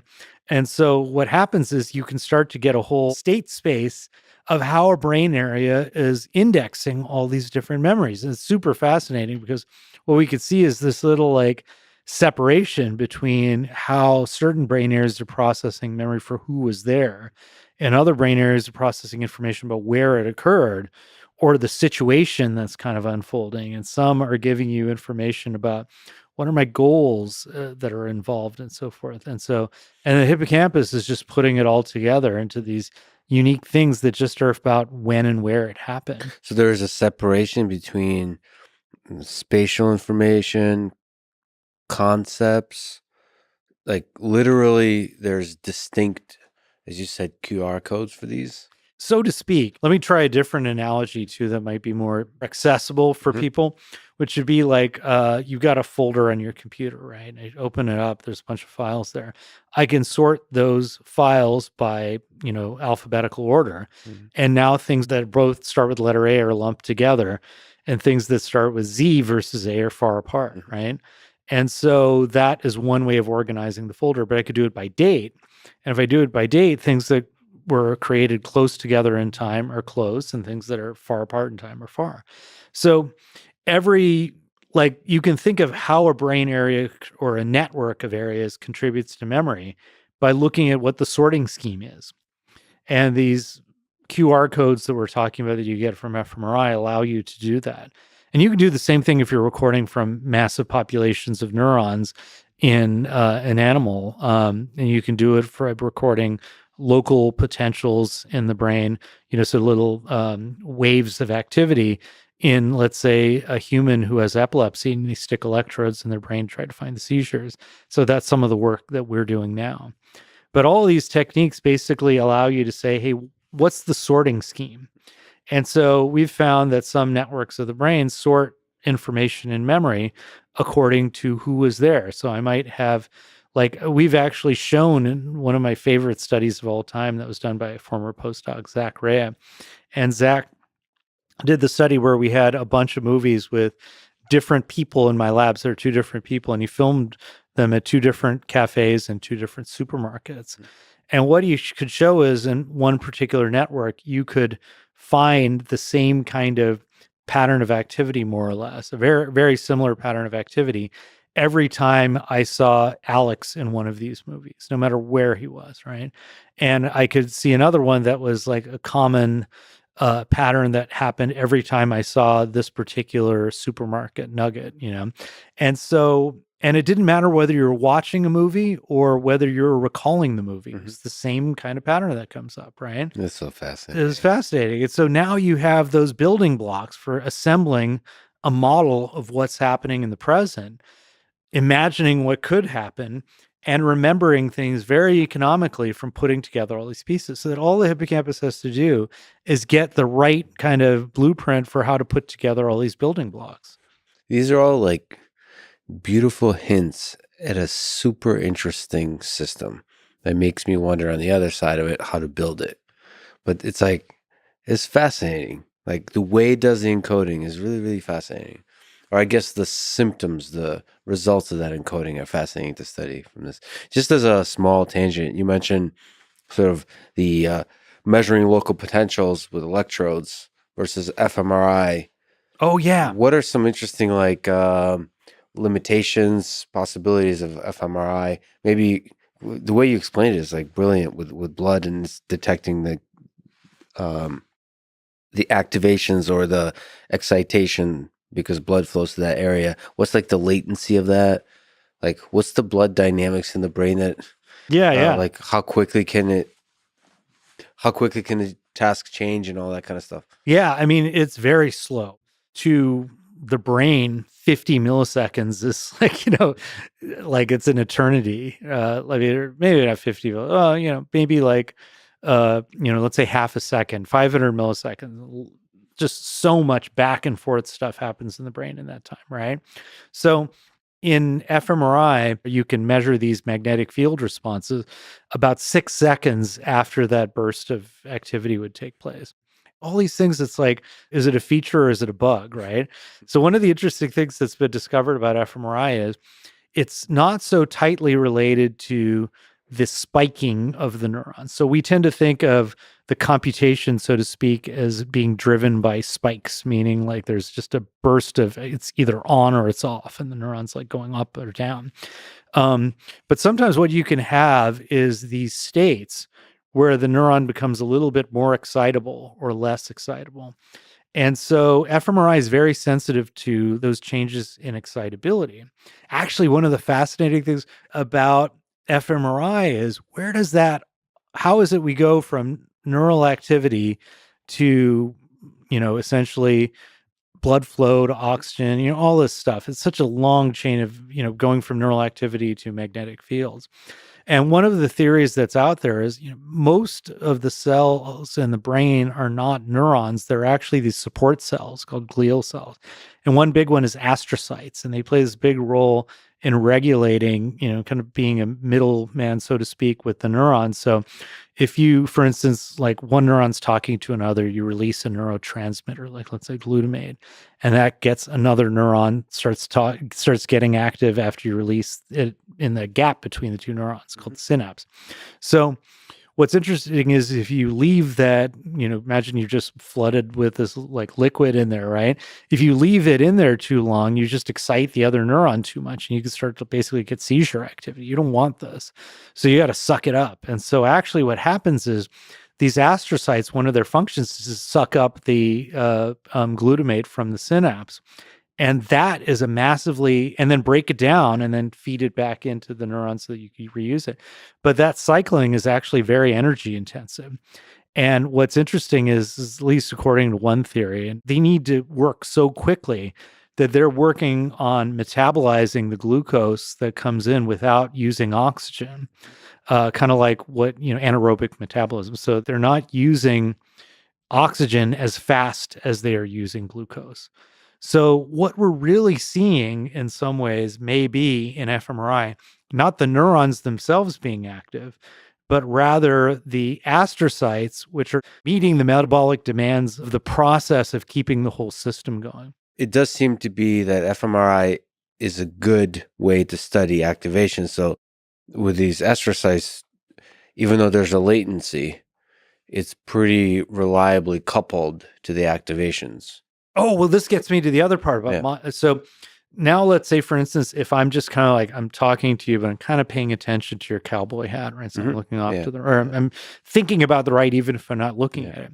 What you'd see is that there would be this little elevation in activity in areas in the visual cortex, which process vision, around that point in space. Okay. So if then something happened, like, all of a sudden a light flashed in that part of, right in front of your cowboy hat, I would have a bigger response to it. But what you see in fMRI is even if I don't see that flash of light, there's a lot of activity that I can measure because you're kind of keeping it excitable. And that in and of itself, even though I'm not seeing anything there that's particularly interesting, there's still this increase in activity. And so it's more sensitive with fMRI. So is that a feature or is it a bug? Some people who study spikes in neurons would say, well, that's terrible. We don't want that, Likewise, it's slow, and that's terrible for measuring things that are very fast. But one of the things that we've found in our work was when we give people movies and when we give people stories to listen to, a lot of the action is in the very, very slow stuff. Because if you're thinking about like a story, let's say you're listening to a podcast or something, you're listening to the Lex Fridman podcast, right? You're putting this stuff together and building this internal model over several seconds, which is basically, we filter that out when we look at electrical activity in the brain because we're interested in this millisecond scale. It's almost massive amounts of information, right? So the way I see it is every technique gives you a little limited window into what's going on. fMRI has huge problems. People lie down in the scanner. There's parts of the brain where I'll show you in some of these images where you'll see kind of gaping holes because you can't keep the magnetic field stable in those spots. You'll see parts where it's like there's a vein, and so it just produces big increases and decreases in signal or respiration that causes these changes. There's lots of artifacts and stuff like that, Every technique has its limits. If I'm lying down in an MRI scanner, I'm lying down. I'm not interacting with you in the same way that I would in the real world. But at the same time, I'm getting data that I might not be able to get otherwise. And so different techniques give you different kinds of advantages. What kind of big scientific discoveries, maybe the flavor of discoveries, have been done throughout the history of the science of memory, the studying of memory? What kind of things have been like understood? Oh, there's so many. It's really so hard to summarize it. I mean, I think it's funny because it's like when you're in the field, you can get kind of blasé about this stuff. Hmm. But then once I started to write the book, I was like, oh my God, this is really interesting. How did we do all this stuff? Um, I would say that some of the, I mean, from the first studies, just showing how much we forget is very important. Showing how much schemas, which is our organized knowledge about the world, increase our ability to remember information, just massively increase it. Studies of expertise showing how experts like chess experts can memorize so much in such a short amount of time because of the schemas they have for chess. But then also showing that those lead to all sorts of distortions in memory. Hmm. The discovery that the act of remembering can change the memory, it can strengthen it, but it can also distort it if you get misinformation at the time. And it can also strengthen or weaken other memories that you didn't even recall. So just this whole idea of memory as an ecosystem, I think, was a big discovery. I could go this idea of like breaking up our continuous experience into these discrete events. I think was a major discovery. So the discreteness of our encoding of events. Maybe, yeah. I mean, and again, there's controversial ideas about this, right? But it's like, yeah, this idea that, and this gets back to just this common experience of you walk into the kitchen and you're like, why am I here? And you just end up grabbing some food from the fridge. And then you go back and you're like, oh, wait a minute, I left my watch in the kitchen. That's what I was looking for. And so what happens is that you have a little internal model of where you are, what you're thinking about. And when you cross from one room to another, those models get updated. And so now when you're in the kitchen, you have to go back and mentally time travel back to this earlier point to remember what it was that you went there for. And so these event boundaries, turns out, like in our research, and again, I don't want to make it sound like we've figured out everything, but in our research, one of the things that we found is that basically, as people get older, the activity in the hippocampus at these event boundaries tends to go down. But independent of age, if I give you outside of the scanner, you're done with the scan. I just scan you while you're watching a movie. You just watch it. You come out. I give you a test of memory for stories. What happens is you find this incredible correlation between the activity in the hippocampus at these singular points in time, these event boundaries, and your ability to just remember a story outside of the scanner later on. So it's marking this ability to encode memories, just these little snippets of neural activity. So I think that's a big one. There's all sorts of work in animal models that I can get into, sleep. I think there's so much interesting stuff that's being discovered in sleep right now. Being able to just record from large populations of cells and then be able to relate that. And I think the coolest thing gets back to this QR code thing, because like what we can do now is like I can take fMRI data while you're watching a movie. Or let's do better than that. Let me get fMRI data while you use a joystick to move around in virtual reality. Right? So you're in the metaverse, whatever, right? But it's kind of a crappy metaverse because there's always so much metaversing you can do in an MRI scanner. Right. So you're doing this crappy metaversing. So now I can take a rat, record from his hippocampus and prefrontal cortex and all these areas with these really new electrodes, get massive amounts of data, and have it move around on a trackball in virtual reality in the same metaverse that I did and record that rat's activity. I can get a person with epilepsy who we have electrodes in their brain anyway to try to figure out where the seizures are coming from. And if it's a healthy part of the brain, record from that person, right? And I can get a computational model.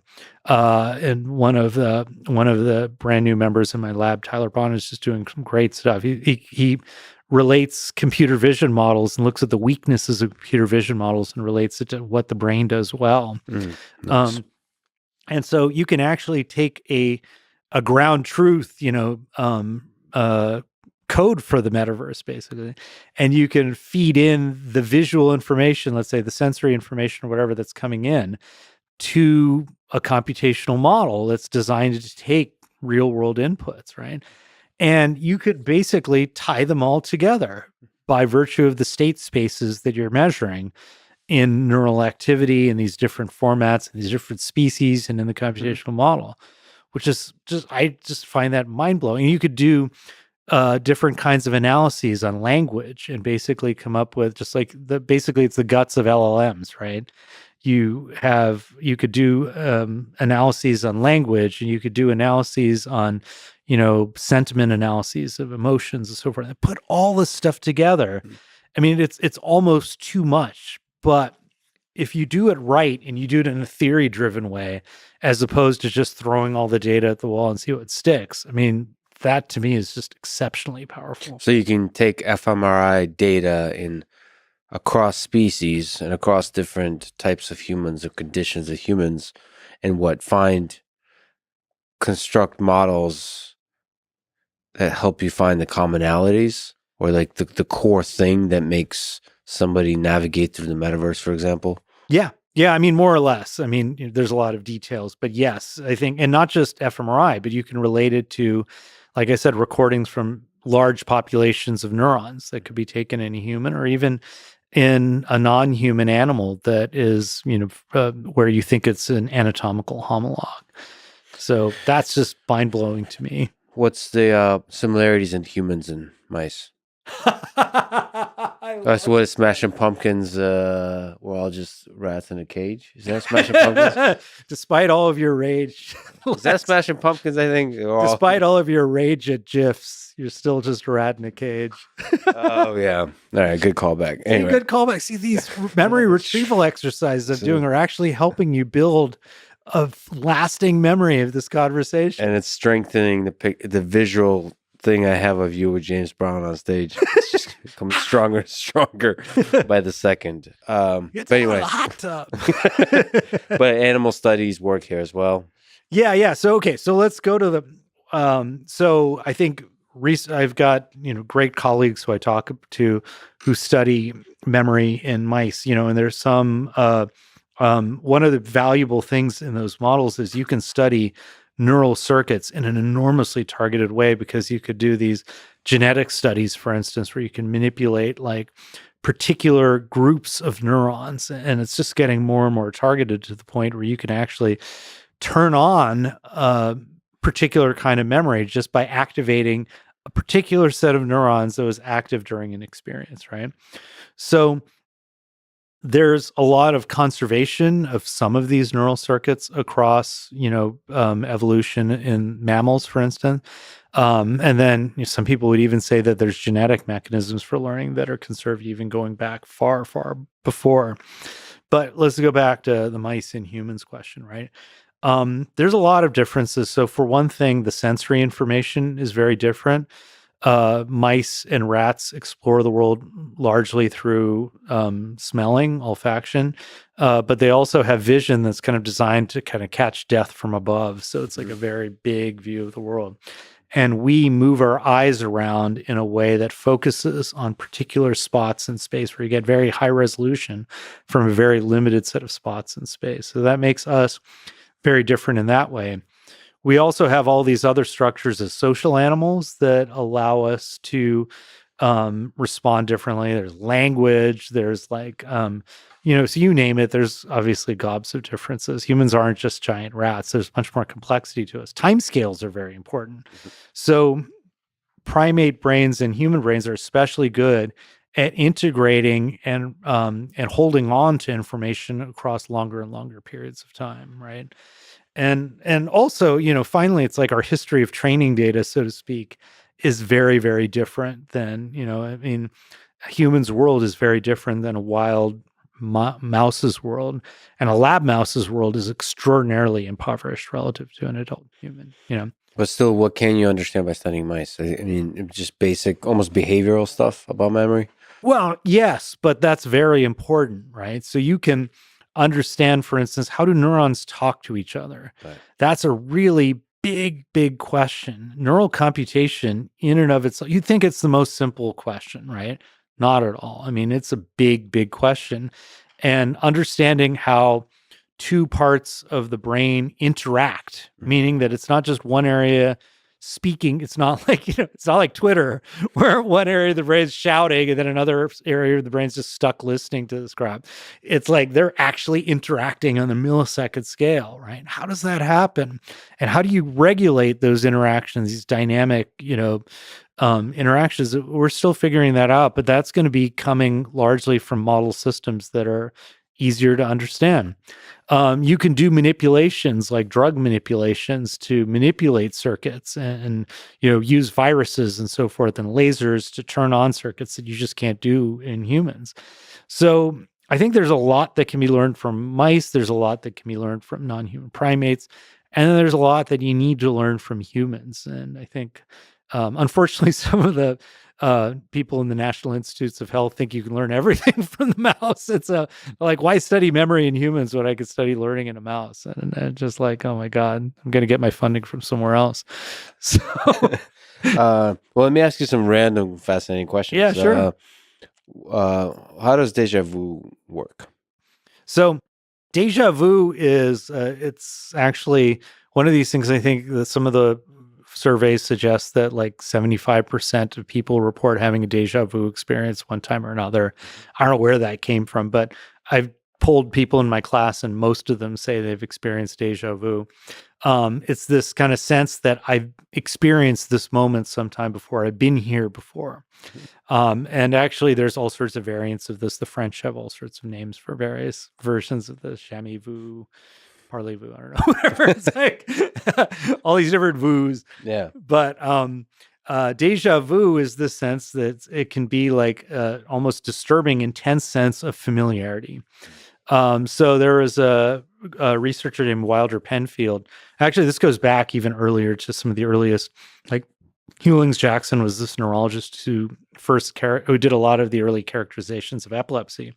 And one of the things he notices in epilepsy patients, some group of them right before they would get a seizure, they would have this intense sense of deja vu.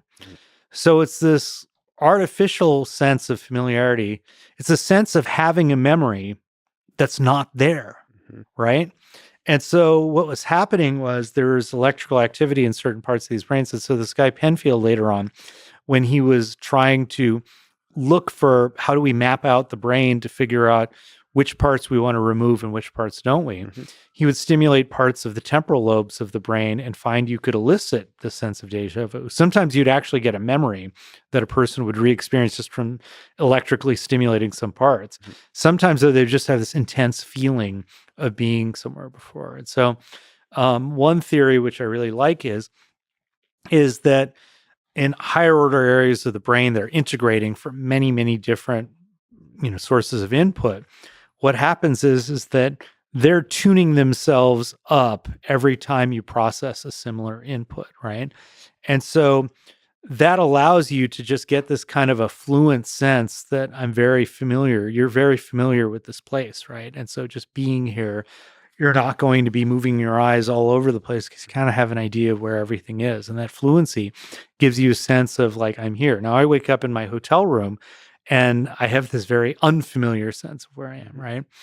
But, there's a great set of studies done by Ann Cleary at Colorado State where she created these virtual reality environments. And we'll go back to the metaverse. Imagine you go through a virtual museum, right? And then she would put people in virtual reality and have them go through a virtual arcade. But the map of the two places was exactly the same. She just put different skins on them. So one looks different than the other, but they've got same landmarks and same places, same objects, same everything, but carpeting, colors, theme, everything's different. People will often not have any conscious idea that the two are the same, but they could report this very intense sense of deja vu. So it's like a partial match that's eliciting this kind of a sense of familiarity. And that's why, in patients who have epilepsy that affects memory, you get this artificial sense of familiarity that happens. And so we think that, and again, this is just one theory amongst many, but we think we get a little bit of that feeling. It's not enough to necessarily give you deja vu, even for very mundane things, right? So it's like if I tell you the word rutabaga, your brain's going to work a little bit harder to catch it than if I give you a word like apple, right? And that's because you hear Apple a lot. So your brain's very tuned up to process it efficiently, but rutabaga takes a little bit longer and more intense. And you can actually see a difference in brain activity in areas in the temporal lobe when you hear a word just based on how frequent it is in the English language. So It's fascinating. we think it's tied to this basically a byproduct of our mechanism of just learning, doing this error-driven learning as we go through life to become better and better and better to process things more and more efficiently. So I guess deja vu is just thinking extra elevated the stuff coming together, firing for this artificial memory as if it's the real memory. Why does it feel so intense? Well, it doesn't happen all the time, but I think what may be happening is it's a partial match to something that we have, and it's not enough to trigger that sense of, that ability to pull together all the pieces, but it's a close enough match to give you that intense sense of familiarity without the recollection of exactly what happened when. But it's also like a spatio-temporal familiarity. So like it's also in time. Mm-hmm. Like there's a weird blending of time that happens. And we'll probably talk about time because I think that's a really interesting idea, how time relates to memory. But you also kind of, artificial memory brings to mind this idea of false memories that comes in all kinds of contexts. But how do false memories form? Well, I like to say there's no such thing as true or false memories, right? It's like Johnny Rotten from the Sex Pistols. He had a saying that's like, I don't believe in false memories any more than I believe in false songs, right? It's like, and so the basic idea is that we have these memories that reflect bits and pieces of what happened, as well as our inferences and theories, right? So I'm a scientist and I collect data, but I use theories to make sense of that data. And so a memory is kind of a mix of all these things.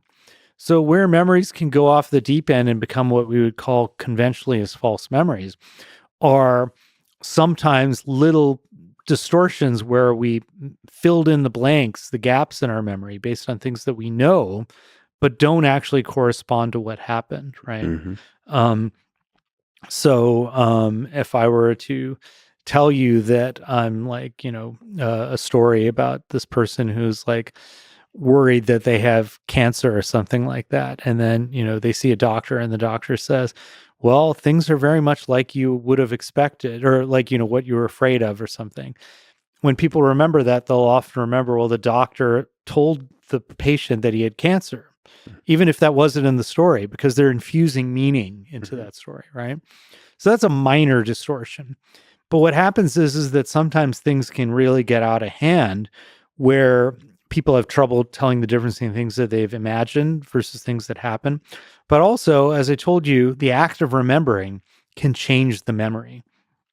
And so what happens then is you can actually be exposed to some misinformation. And so Elizabeth Loftus was a real pioneer in this work, and there's lots of other work that's been done since. But basically, it's like if you remember some event and then I tell you something about the event, later on, when you remember the event, you might remember some original information from the event, as well as some information about what I told you. And sometimes, if you're not able to tell the difference, that information that I told you gets mixed into the story that you had originally. So now I give you some more misinformation, or you're exposed to some more information somewhere else. And eventually, your memory becomes totally detached from what happened. And so sometimes you can have cases where people, this is very rare, but you can do it in the lab too, where like significant, not everybody, but a chunk of people will fall for this, where you can give people misinformation about an event that never took place. And as they keep trying to remember that event more and more, what happens is they start to imagine, they start to pull up things from other experiences they've had.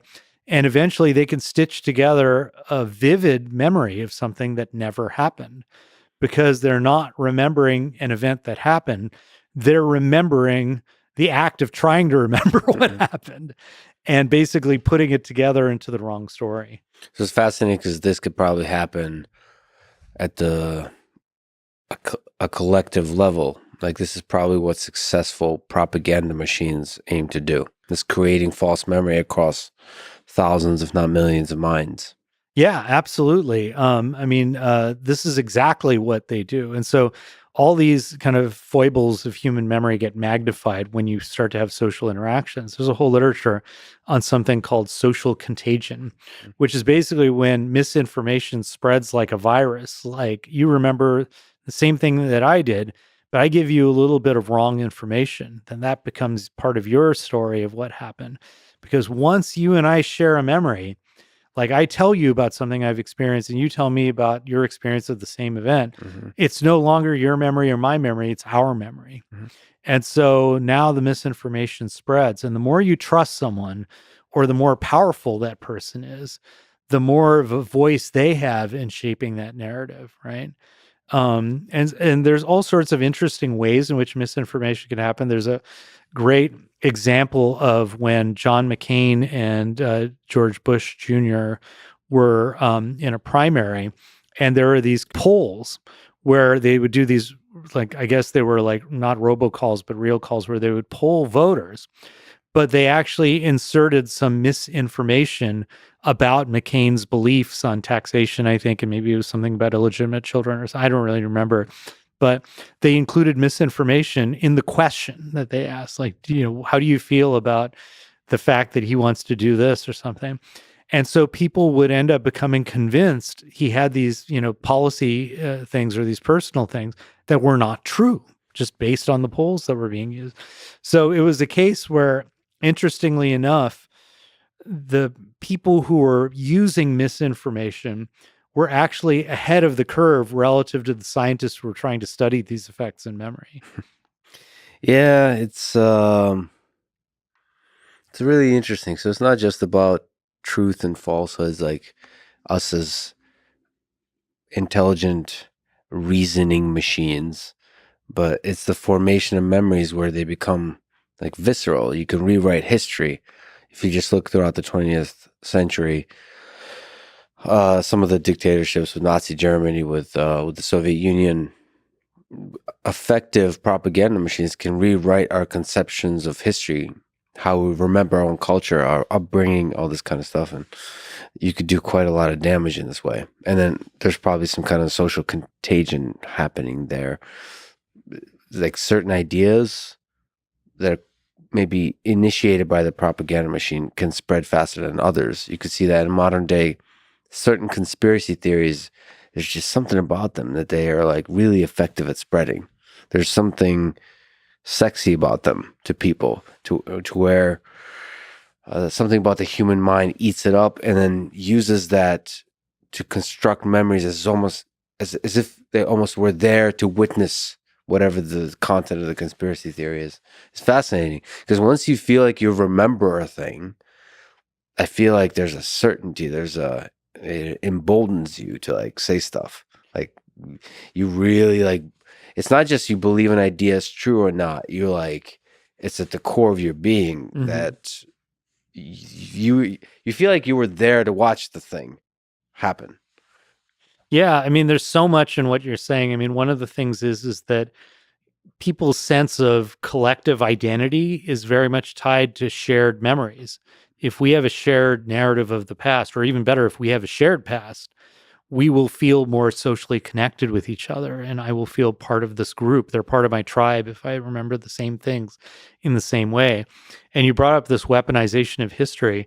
And, it really speaks to, I think, one of the parts of memory, which is that if you have a belief, you will find, and you have a goal in mind, you will find stuff in memory that aligns with it, and you won't see the parts in memory that don't.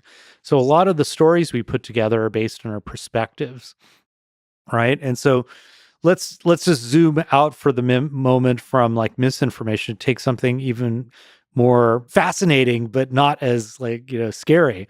I was reading Tan Viet Nguyen, Mm. but he wrote a book about the collective memory of the Vietnam War. He's a Vietnamese immigrant who was flown out as after the war was over, and so he went back to his family to get their stories about the war, and they called it the American War, not the Vietnam War, Mhm. right? And that just kind of blew my mind, having grown up in the US and having always heard about it as the Vietnam War. But of course they call it the American War because that's what happened. America came in, right? And that's based on their perspective, which is a very valid perspective. And so that just gives you this idea of the way we put together these narratives based on our perspectives. And I think the opportunities that we can have in memory is if we bring groups together from different perspectives and we allow them to talk to each other and we allow ourselves to listen.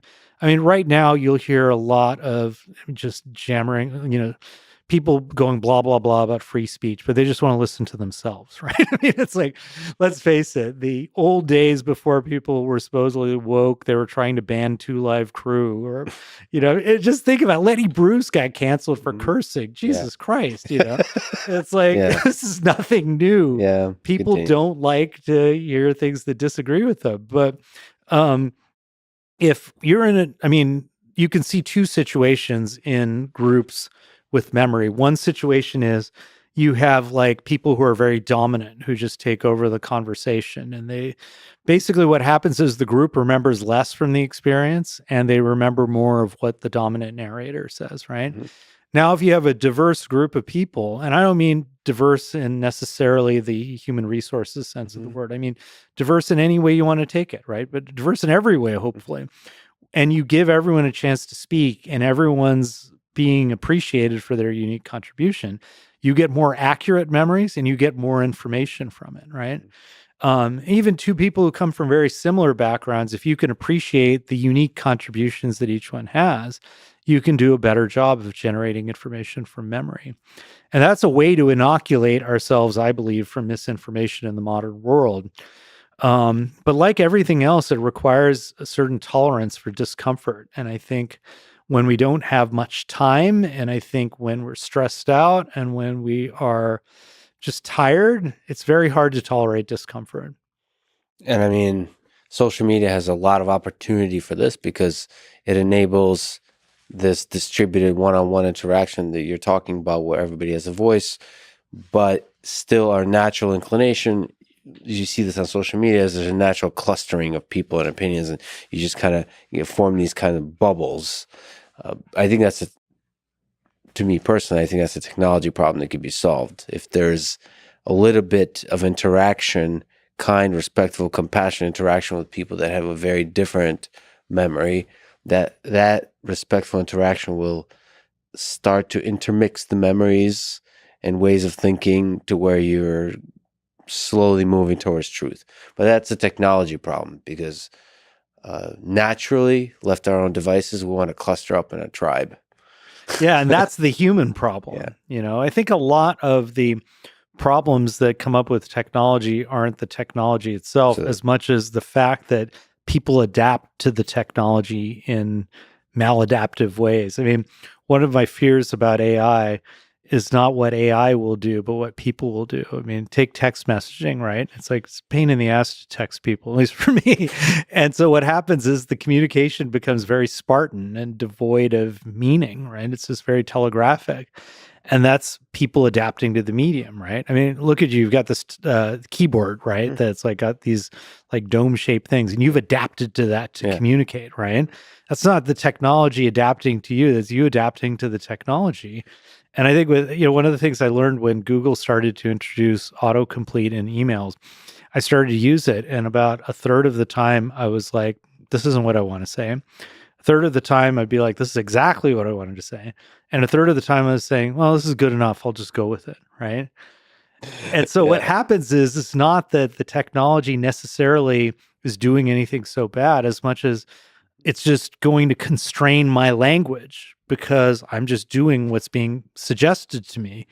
And so this is why I say, kind of like my mantra for some of what I've learned about everything in memory is to diversify your training data, basically, because otherwise you're going to be so like humans have this capability to be so much more creative than anything generative AI will put together, at least right now. Who knows where this goes? But it can also go the opposite direction where people could become much, much less creative if they just become more and more like resistant to discomfort, and resistant to exposing themselves to novelty, to cognitive dissonance, and so forth. I think there is a dance between natural human adaptation of technology and the people that design the engineering of that technology. So I think there's a lot of opportunity to create like this keyboard, things that on net are a positive for human behavior. So we adapt and all this kind of stuff. But when you look at the long arc of history across years and decades, has humanity been flourishing? Are humans creating more awesome stuff? Are humans happier? All that kind of stuff. And so there, I think technology on net has been, and I think maybe hope will always be on net a positive thing. Do you think people are happier now than they were 50 years ago or 100 years ago? Yes. I don't know about that. I think humans in general like to reminisce about the past, like the times That's were better, true. and complain about the weather today or complain about whatever today because there's this kind of complaining engine that's just there's so much pleasure in saying, life sucks for some reason. And that's why I love punk rock. Exactly. I mean, there's something in humans that loves complaining, even about trivial things, but complaining about change, complaining about everything. But ultimately, I think on net, on every measure, things are getting better. Life is getting better. Oh, life is getting better, but I don't know that necessarily that tracks people's happiness, right? I mean, I would argue that maybe, who knows? I don't know this, but I wouldn't be surprised if people in hunter-gatherer societies are happier. I mean, I wouldn't be surprised if they're happier than people who have access to modern medicine and email and cell phones. Well, I don't think there's a question whether you take hunter-gatherer folks and put them into modern day and give them enough time to adapt, they would be much happier. The question is, in terms of every single problem they've had is now solved. There's now food, there's guarantee of survival and shelter and all this kind of stuff. So what you're asking is a deeper sort of biological question. Do we want to be Werner Herzog and the movie Happy People, Life in the Taiga? Do we want to be busy 100% of our time hunting, gathering, surviving, worried about the next day? Maybe that constant struggle ultimately creates a more fulfilling life. I don't know, but I do know this modern society allows us to, when we're sick, to find medicine, to find cures. When we're hungry, to get food, much more than we did even 100 years ago. And there's many more activities that you could perform or creative, all these kinds of stuff that enables the flourishing of humans at the individual level. Whether that leads to happiness, I mean, that's a very deep philosophical question. Maybe deep struggle is necessary for happiness. Or maybe cultural connection, maybe it's about like functioning in social groups that are meaningful and like having time. But I do think there's an interesting memory related thing, which is that if you look at like things like reinforcement learning, for instance, you're not learning necessarily every time you get a reward. If it's the same reward, you're not learning that much. You mainly learn if it deviates from your expectation of what you're supposed to get, right? So it's like you get a paycheck every, month from MIT or whatever, right? And it's like you probably don't even kind of get excited about it when you get the paycheck. But if they cut your salary, you're going to be pissed. And if they increase your salary, you're like, oh, good, I got a bonus, And that adaptation and that ability that basically you learn to expect these things, I think, is a major source of, I guess, it's a major way in which we're kind of more, in my opinion, wired to strive and not be happy, to be in a state of wanting. And if, so people talk about dopamine, for instance, being this pleasure chemical. And it's like, there's like a lot of compelling research to suggest it's not about pleasure at all. It's about the discomfort that energizes you to get things, to seek a reward, right? And so you could give an animal that's been deprived of dopamine a reward and oh yeah, I enjoy it. It's pretty good. But they're not going to do anything to get it, And just one of the weird things in our research is I got into curiosity from a postdoc in my lab, Matthias Gruber. And one of the things that we found is when we gave people a question, like a trivia question that they wanted the answer to. That question, the more curious people were about the answer, the more activity in these dopamine related circuits in the brain we would see. And again, that was not driven by the answer per se, but by the question. Mhm. So it was not about getting the information, it was about the drive to seek the information. Mm. But it depends on how you take that. If you get this uncomfortable gap between what you know and what you want to know, you could either use that to motivate you and energize you, or you could use it to say, I don't want to hear about this. This disagrees with my beliefs. I'm going to go back to my echo chamber, you know? Mm-hmm. Yeah, I like what you said that maybe we're designed to be in a kind of constant state of wanting, which, by the way, is a pretty good either band name or rock song name. State of wanting. That's like a hardcore band Hardcore name. band. Yeah. It's pretty But good. I also like the hedonic treadmill. Hedonic treadmill is pretty good. Yeah. We could use that for like our techno project, I think. You mean the one we're starting? Yeah, exactly. Okay, great. We're going on tour soon. This is our announcement. We could build a false memory of a show, in fact, if you want. Let's just put it all together. So we don't even have to do all the work to play the show. We can just create a memory of it, and it might as well happen because the remembering self is in charge anyway. So let me ask you about, we talked about false memories, but in the legal system, false confessions. I remember reading 1984 where, sorry for the dark turn of our conversation, but through torture, you can make people say anything and essentially remember anything. I wonder to which degree there's like truth to that. If you look at the torture that happened in the Soviet Union for confessions, all that kind of stuff, how much can you really get people to really, to force false memories, I guess? Yeah, I mean, I think there's a lot of history of this actually in the criminal justice system. You might have heard the term the third degree. Mm. If you actually look it up historically, it was a very intense set of beatings and starvation and physical demands that they would place on people to get them to talk. And there was certainly a lot of work that's been done by the CIA in terms of enhanced interrogation techniques.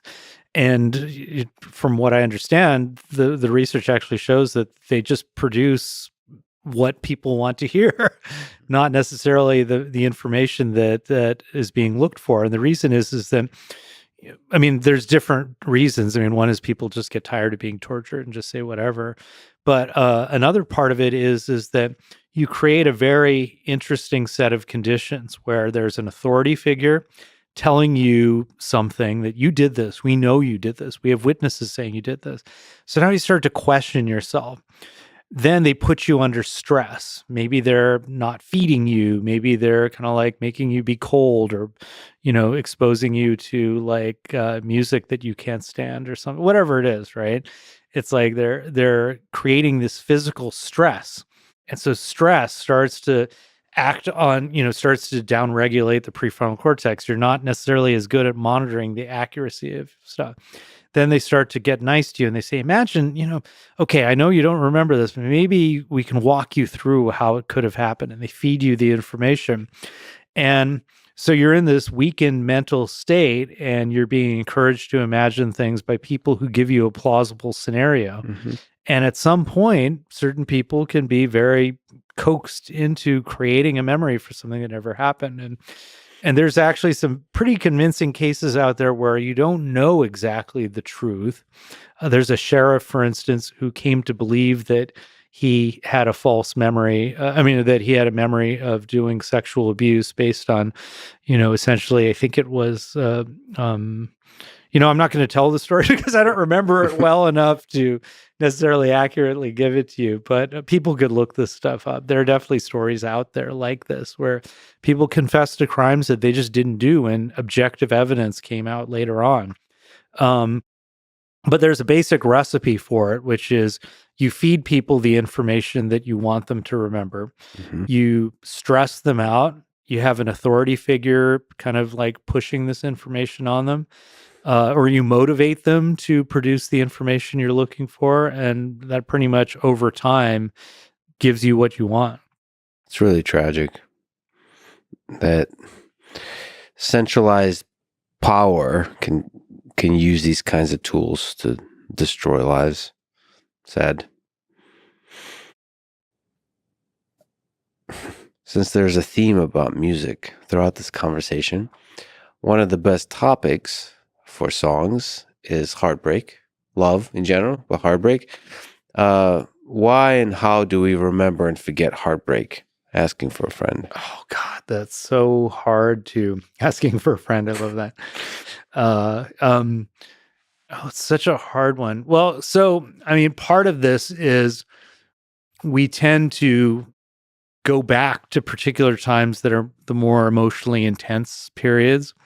Um, and so that's a part of it. And again, memory is designed to kind of capture these things that are biologically significant, and attachment is a big part of biological significance for humans, right? Human relationships are super important, and sometimes that heartbreak comes with massive changes in your beliefs about somebody, say if they cheated on you or something like that, or regrets, and you kind of ruminate about things that you've done wrong. There's really so many reasons though, but I mean, I've had this. Um, my first pet I had was we got it for a wedding present as a cat, and got it after but it died of FIP when it was 4 years old. And, I just would see her everywhere around the house. We got another cat, then we got a dog. Dog eventually died of cancer, and the cat just died recently. And, so we got a new dog because I kept seeing the dog around, and I was just so heartbroken about this. But I still remember the pets that died. It just comes back to you. I mean, it's part of this. I think there's also something about attachment that's just so crucial that drives, again, these things that we want to remember, and that gives us that longing sometimes. Sometimes it's also not just about the heartbreak, but about the positive aspects of it, right? Because the loss comes from not only the fact that the relationship is over, but you had all of these good things before that you can now see in a new light, right? And so one of the things that I found from my clinical background that really, I think, gave me a different perspective on memory is so much of the therapy process was guided towards reframing and getting people to look at the past in a different way, not by changing people's memories, or not by imposing an interpretation, but just offering a different perspective, and maybe one that's kind of more optimized towards learning and, an appreciation maybe, or gratitude, whatever it is, right? That gives you a way of taking, I think you said it in the beginning, right? Where you can have this kind of like dark experiences, and you can use it as training data to, grow in new ways. But it's hard. This I often go back to this moment, this show Louis with Louis C.K., Mm-hmm. where he's all heartbroken about a breakup with a woman he loves, and an older gentleman tells him that's actually the best part, that heartbreak, because you get to intensely experience how valuable this love was. Mm-hmm. He says the worst part is forgetting it. Is actually when you get over the heartbreak. That's the worst part. So I sometimes think about that, because, having the love and losing it, like the losing it is when you sometimes feel it the deepest, which is an interesting way to celebrate the past and relive it. It sucks that you don't have a thing, but when you don't have a thing, it's a good moment to viscerally experience the memories of something that you now appreciate even more. So you don't believe that an owner of a lonely heart is much better than an owner of a broken heart? You think an owner of a broken heart is better than the owner of a lonely heart? Yes, for sure. I think so. But I'm gonna have to, day by day.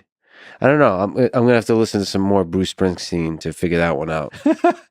Well, it's funny because it's like after I turned 50, I think of death all the time. Like I just think that, I'm in like I have probably have fewer years ahead of me than I have behind me, right? So I think about one thing, which is what are the memories that I want to carry with me for the next period of time? And also about like just the fact that everything around me could be, I know more people who are, dying for various reasons. And so, I'm not lots, I'm not that old, right? It's like, but it's something I think about a lot. And I'm reminded of like how I talked to somebody who's like, who's a Buddhist, and I was like, the whole idea of Buddhism is renouncing attachment. Some way, the idea of Buddhism is like staying out of the world of memory and staying in the moment, right? And they talked about, it's like, how do you renounce attachments to the people that you love, right? And they're just saying, well, I appreciate that I have this moment with them, and knowing that they will die makes me appreciate this moment that much more. I mean, you said something similar, right? In your daily routine, that you think about it, things this way, right? Yeah, I meditate on mortality every day. But I don't know. I at the same time that really makes you appreciate the moment and live in the moment. And uh, I also appreciate the full, deep roller coaster of suffering involved in life, the little and the big too. So I don't know. I'm the Buddhist kind of removing yourself from the world, or the Stoic removing yourself from the world of emotion. I'm torn about that one. I'm not sure.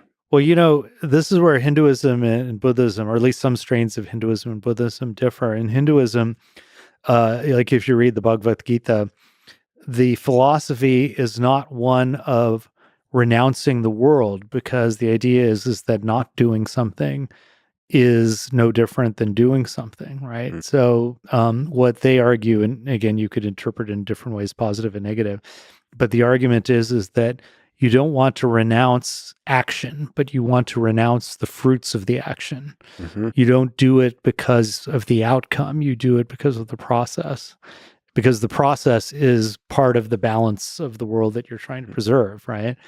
And of course, you could take that different ways, but I really think about that from time to time in terms of like, letting go of this idea of, does this book sell, or trying to, like impress you and get you to laugh at my jokes or whatever, and just be more like, I'm sharing this information with you and, getting to know you or whatever it is. But it's hard, right? It's like, because we're so driven by the reinforcer, the outcome.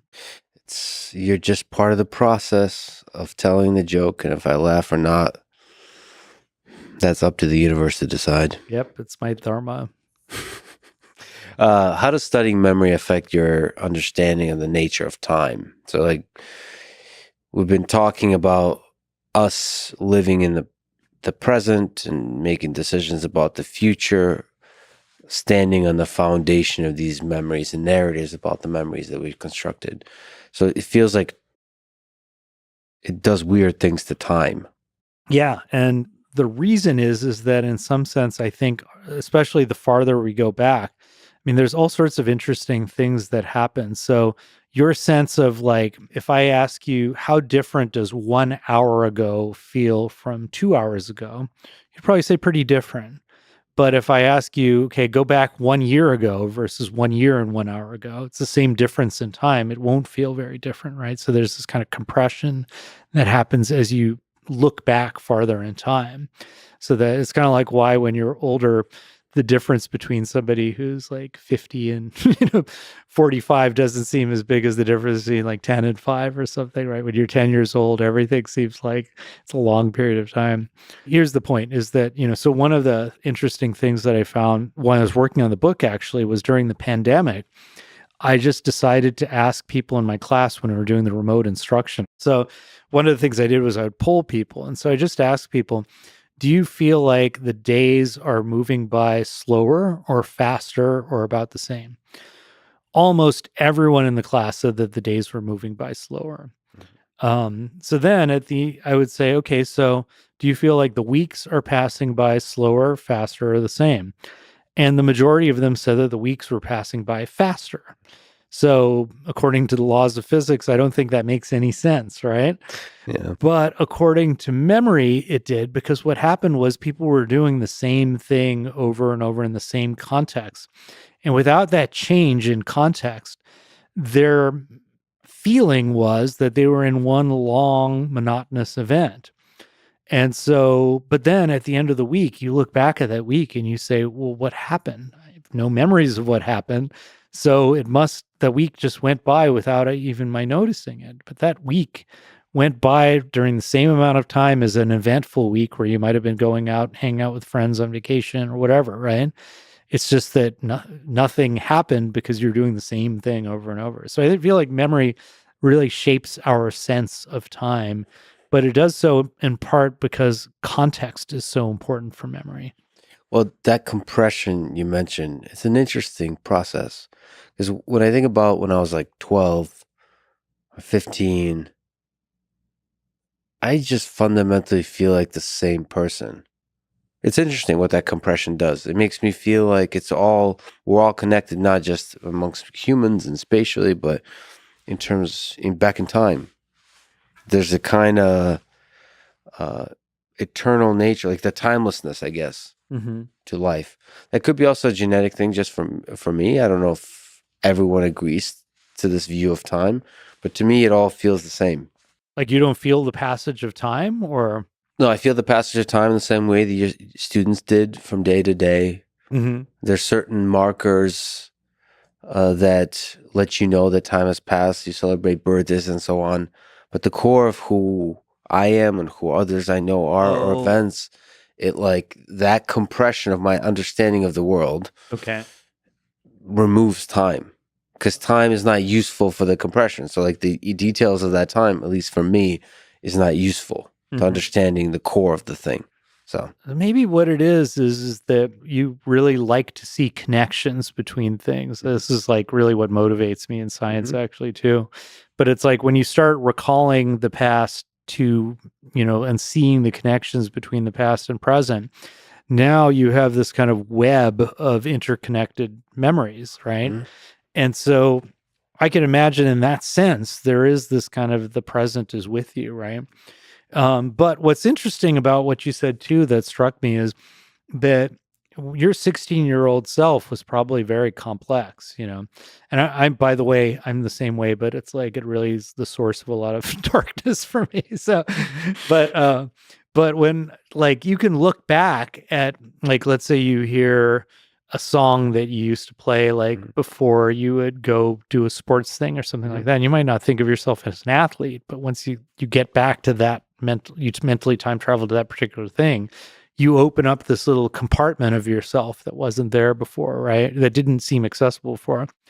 Dan Schachter's lab did this really cool study where they would ask people to either remember doing something altruistic or imagine doing something altruistic. And that act made them more likely to want to do things for other people. So that act of mental time travel can change who you are in the present. And we tend to think of, this goes back to that illusion of stability. And we tend to think of memory in this very deterministic way that I am who I am because I have this past. But we have a very multifaceted past and can access different parts of it and change in the moment based on whatever part we want to reach for, right? How does nostalgia connect into this? Like this desire and pleasure associated with going back? Yeah. So my friend Felipe de Brigard wrote this, and it just like blew my mind, where the word nostalgia was coined by a Swiss physician who was actually studying traumatized soldiers. And so he described nostalgia as a disease. And the idea was it was bringing these people extraordinary unhappiness because they're remembering how things used to be. And I think it's very complex. So as people get older, for instance, nostalgia can be an enormous source of happiness, right? And being nostalgic can improve people's moods in the moment. But it just depends on what they do with it, because what you can sometimes see is nostalgia has the opposite effect of thinking those were the good old days and those days are over, right? It's like America used to be so great and now it sucks. Or, my life used to be so great when I was a kid and now it's not, right? And you're selectively remembering the things that, we don't realize how selective our remembering self is. And so, I lived through the 70s. It sucked. It's like, partly it sucked more for me, but I would say that even otherwise, it's like there's all sorts of problems going on. Gas lines, people were like, worried about like Russia, nuclear war, blah, blah, blah. So, I mean, it's just this idea that people have about the past can be very useful if it brings you happiness in the present. But if it narrows your worldview in the present, you're not aware of those biases that you have, you can end up, it can be toxic, right? Either at a personal level or at a collective level. Let me ask you both a practical question Mm-hmm. and an out there question. So let's start with the more practical one. What are your thoughts about BCIs, brain computer interfaces, and the work that's going on with Neuralink? We talked about electrodes and different ways of measuring the brain, and here Neuralink is working on basically two-way communication with the brain. And the more out there question would be like, where does this go? But Mm-hmm. more practically in the near term, what do you think about Neuralink? Yeah, I mean, I can't say specifics about the company because I haven't studied it that much, but I mean, I think there's two parts of it. So one is they're developing some really interesting technology, I think, with these like surgical robots and things like that.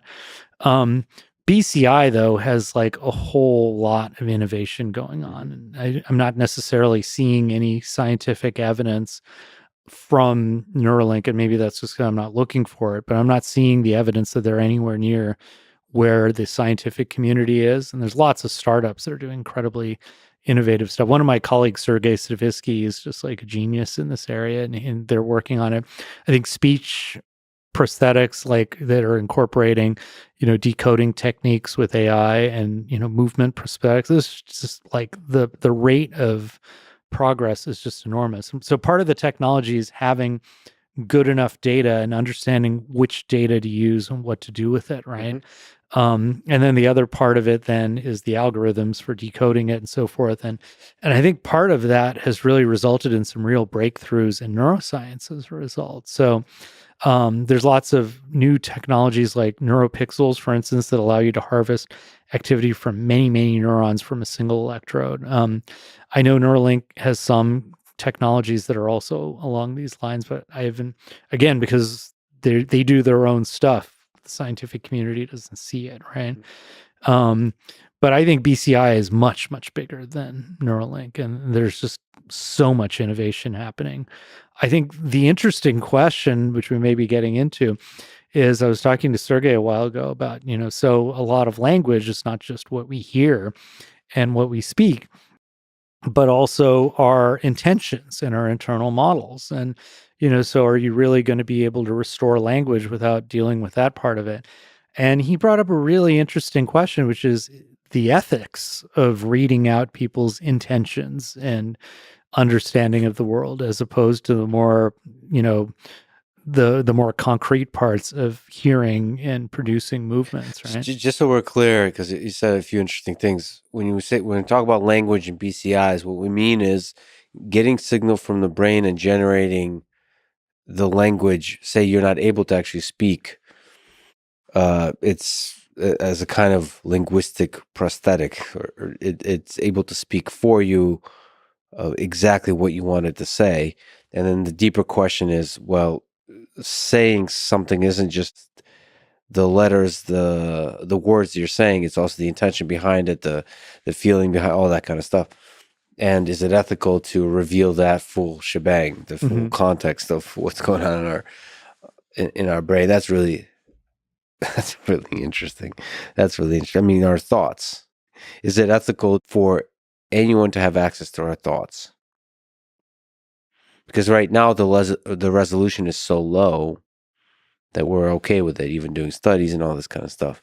But if neuroscience has a few breakthroughs to where you can start to map out the QR codes for different thoughts, for different kinds of thoughts, maybe political thoughts, McCarthyism. What if I'm getting a lot of them communist thoughts, or however we want to categorize or label it?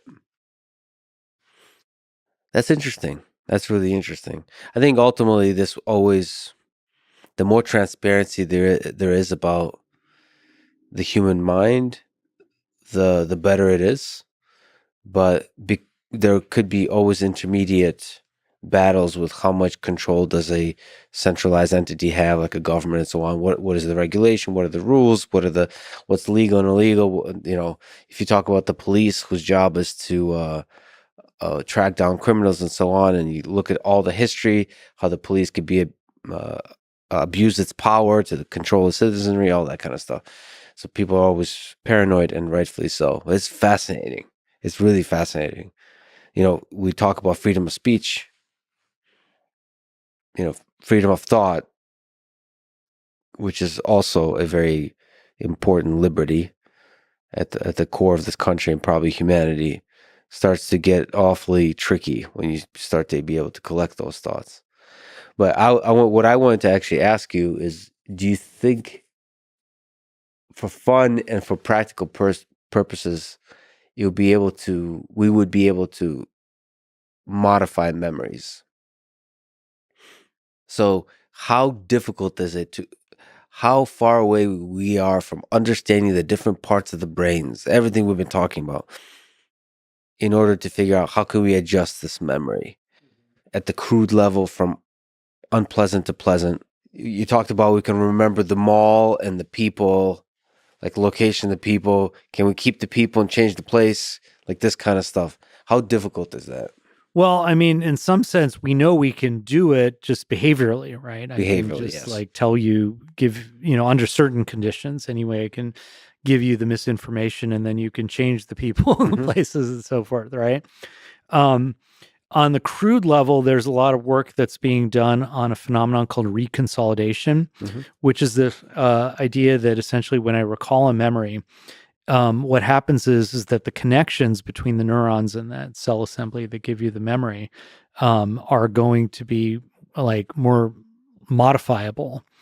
And so some people have used techniques to try to, like, for instance, with fear memories, to reduce that physical, visceral component of the memory when it's being activated. Right now, I think as an outsider looking at the data, I think it's like mixed results. And part of it is, and this speaks to the more complex issue, is that you need somebody to actually fully recall that traumatic memory in the first place, and in order to actually modify it. And then what is the memory? That is the key part of the problem. So if we go back to reading people's thoughts, what is the thought?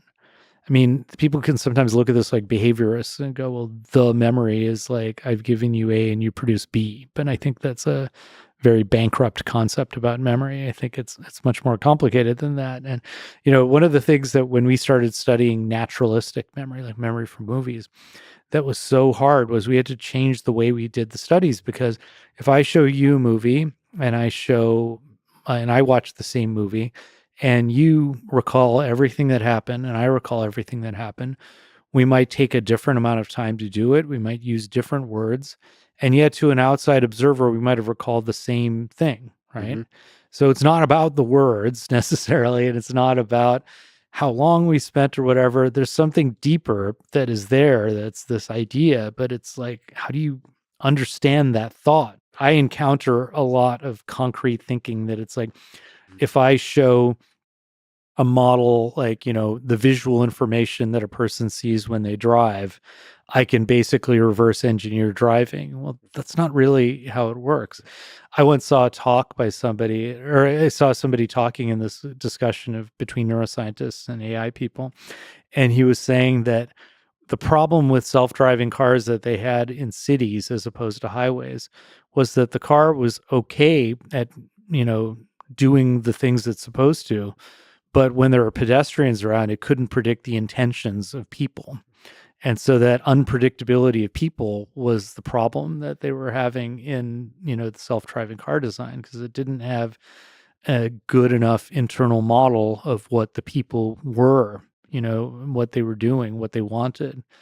And what do you think about that? Well, I spent a huge amount of time watching pedestrians, thinking about pedestrians, thinking about what it takes to solve the problem of measuring, detecting the intention of a pedestrian, really of a human being in this particular context of having to cross a street. And is fascinating. I think it's a window into how complex social systems are that involve humans. Because, I would just stand there and watch intersections for hours. And what you start to figure out is every single intersection has its own personality. So, like, there's a history to that intersection. Like jaywalking, certain intersections allow jaywalking a lot more, because what happens is we're leaders and followers. So there's a regular, let's say, and they get off the subway and they start crossing on a red light, and they do this every single day. Mm-hmm. And then there's people that don't show up to that intersection often, and they're looking for cues of how we're supposed to behave here. And if a few people start to jaywalk and cross on a red light, they will also, Mm-hmm. they will follow. And there's just a dynamic to that intersection. There's a spirit to it. And if you look at Boston versus New York versus a rural town versus even Boston, San Francisco, or here in Austin, there's just different personalities citywide, but there's different personalities area-wide, region-wide, and there's different personalities, different intersections. And it's just fascinating. For a car to be able to determine that is tricky. Now, what machine learning systems are able to do well is collect a huge amount of data. So for us, it's tricky because we get to like understand the world with very limited information. That's right. And make decisions grounded in this big foundation model that we've built of understanding how humans work. AI could literally, in the context of driving, this is where I've often been really torn in both directions. If you just collect a huge amount of data, all of that information, and then compress it into a representation of how humans cross streets, it's probably all there. In the same way that you have a Noam Chomsky who says, no, AI can't talk, can't write convincing language without understanding language. And, more and more you see large language models without quote unquote understanding can generate very convincing language. But I think what the process of compression from a huge amount of data compressing into a representation is doing is in fact understanding deeply. In order to be able to generate one letter at a time, one word at a time, you have to understand the cruelty of Nazi Germany and the beauty of sending humans to space. And like, you have to understand all of that in order to generate like, I'm going to the kitchen to get an apple and do that grammatically correctly. You have to have a world model that includes all of human behavior. You're thinking LLM is building that world model. It has to, in order to be good at generating one word at a time, a convincing sentence. And in the same way, I think AI that drives a car, if it has enough data, will be able to form a world model that will be able to predict correctly what a pedestrian does. But when we, as humans, are watching pedestrians, we slowly realize, damn, this is really complicated. In fact, when you start to self-reflect on driving, you realize driving is really complicated. There's like subtle cues we take about like just there's a million things I could say, but like one of them, determining who around you is an asshole, aggressive driver, potentially dangerous. Yes, I was just thinking about this. Yeah, or like you can read it a mile. Once you become a great driver, Yeah. you can see it a mile away. This Yeah. guy is going to pull an asshole move in front of you. Exactly. He's like way back there, but you know it's going to happen. And I don't know what, because we're ignoring all the other cars. Yeah. But for some reason, the asshole, like a red, like a glowing, obvious symbol, is just like right there, even in the periphery vision. Because we're usually, when we're driving, just looking forward, but we're like using the periphery vision to figure stuff out. And it's like a little puzzle that we're usually only allocating a small amount of our attention to, at least like cognitive attention to. I mean, it's fascinating, but I think AI just has a fundamentally different suite of sensors in terms of the bandwidth of data that's coming in that allows you to form the representation and perform inference on the representation using the representation you form. That for the case of driving, I think it could be quite effective. But one of the things that's currently missing, even though OpenAI just recently announced adding memory, Mm-hmm.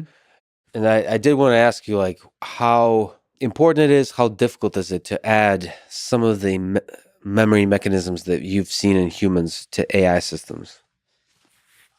I would say superficially not that hard, but then in a deeper level, very, very hard because we don't understand episodic memory, right? So, one of the ideas I talk about in the book is one of the oldest kind of dilemmas in computational neuroscience is what Steve Grossberg called the stability plasticity dilemma, right? Mm-hmm. When do you say something is new and overwrite your pre-existing knowledge versus going with what you had before and Mm-hmm. making incremental changes? And so, part of the problem with going through like massive, part of the problem of things like if you're trying to design an LLM or something like that is, especially for English, there's so many exceptions to the rules, right? And so if you want to rapidly learn the exceptions, you're going to lose the rules. And if you want to keep the rules, you have a harder time learning the exception. And so David Marr is one of the early pioneers in computational neuroscience. And then Jay McClelland and my colleague Randy O'Reilly, some other people like Neil Cohen, all these people started to come up with the idea that maybe that's part of what we need in what the human brain is doing is we have this kind of actually a fairly dumb system, which just says this happened once at this point in time, which we call episodic memory, so to speak. And then we have this knowledge that we've accumulated from our experiences as semantic memory. So now when we encounter a situation that's surprising and violates all our previous expectations, what happens is that now we can form an episodic memory here. And the next time we're in a similar situation, boom, we can supplement our knowledge with this information from episodic memory and reason about what the right thing to do is, right? So it gives us this enormous amount of flexibility to stop on a dime and change without having to erase everything we've already learned. And that solution is incredibly powerful because it gives you the ability to learn from so much less information, really, right? And it gives you that flexibility. So one of the things I think that makes humans great is having both episodic and semantic memory. Now, can you build something like that? I mean, computational neuroscience people would say, well, yeah, you just record a moment and you just get it and you're done, right? But when do you record that moment? How much do you record? What's the information you prioritize and what's the information you don't? Mm-hmm. These are the hard questions. When do you use episodic memory? When do you just throw it away? And these are the hard questions we're still trying to figure out in people. And then you start to think about all these mechanisms that we have in the brain for figuring out some of these things. And it's not just one, but it's many of them that are interacting with each other. And then you just take not only the episodic and the semantic, but then you start to take the motivational survival things, right? It's just like the fight or flight responses that we associate with particular things, or the kind of like reward motivation that we associate with certain things, so forth. And those things are absent from AI. I frankly don't know if we want it. I don't necessarily want a self-motivated LLM, right? It's like, and then there's the problem of how do you even like build the motivations that should guide a proper reinforcement learning kind of thing, for instance. So a friend of mine, Sam Gershman, I might be missing the quote exactly, but he basically said, if I wanted to train like a typical AI model to make me as much money as possible, first thing it might do is sell my house. So it's not even just about having one goal or one objective, but just having all these competing goals and objectives, right? And then things start to get really complicated. Well, it's all interconnected. I mean, just even the thing you've mentioned is the moment. If we record a moment, it's difficult to express concretely what a moment is, like how deeply connected it is to the entirety of it. Maybe to record a moment, you have to make a universe from scratch. Like you have to include everything. You have to include all the emotions involved, all the context, all the things that built around it, all the social connections, all the visual experiences, all the sensory experience, all of that, all the history that came before that moment is built on. And we somehow take all of that and we compress it and keep the useful parts and then integrate it into the whole thing, into our whole narrative. And then each individual has their own little version of that narrative, and then we collide in the Yeah. social way, and we adjust it, and we evolve. Yeah, yeah. I mean, well, even if we want to go super simple, right? Like Tyler Bonin, who's a postdoc who's collaborating with me, he actually studied a lot of computer vision at Stanford. And so one of the things he was interested in is some people who have brain damage in areas of the brain that were thought to be important for memory. Mhm. And but they also seem to have some perception problems with particular kinds of object perception. And this is super controversial, and some people found this effect, some didn't. And he went back to computer vision and he said, let's take the best state of the art computer vision models Mhm. and let's give them the same kinds of perception tests that we were giving to these people. Mhm. And then he would find the images where the computer vision models would just struggle. And you would find that they just didn't do well. Even if you add more parameters, you add more layers, on and on and on, it doesn't help, right? The architecture didn't matter. It was just there, the problem. And then he found those were the exact ones where these humans with particular damage to this area called the perirhinal cortex, that was where they were struggling.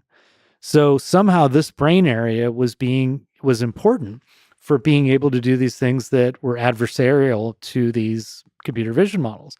So then he found that that it only happened if people had enough time they could make those discriminations. But without enough time, if they just get a glance, they're just like the computer vision models. So then what he started to say was, well, maybe let's look at people's eyes, right? So computer vision model sees every pixel all at once, right? Mhm. It's not, and we don't. We never see every pixel all at once. Even if I'm looking at a screen with pixels, I'm not seeing every pixel all at once. I'm grabbing little points on the screen by moving my eyes around and getting a very high resolution picture of what I'm focusing on and kind of a lower resolution information about everything else. But I'm not necessarily choosing, but I'm directing that exploration and allowing people to move their eyes and integrate that information gave them something that the computer vision models weren't able to do.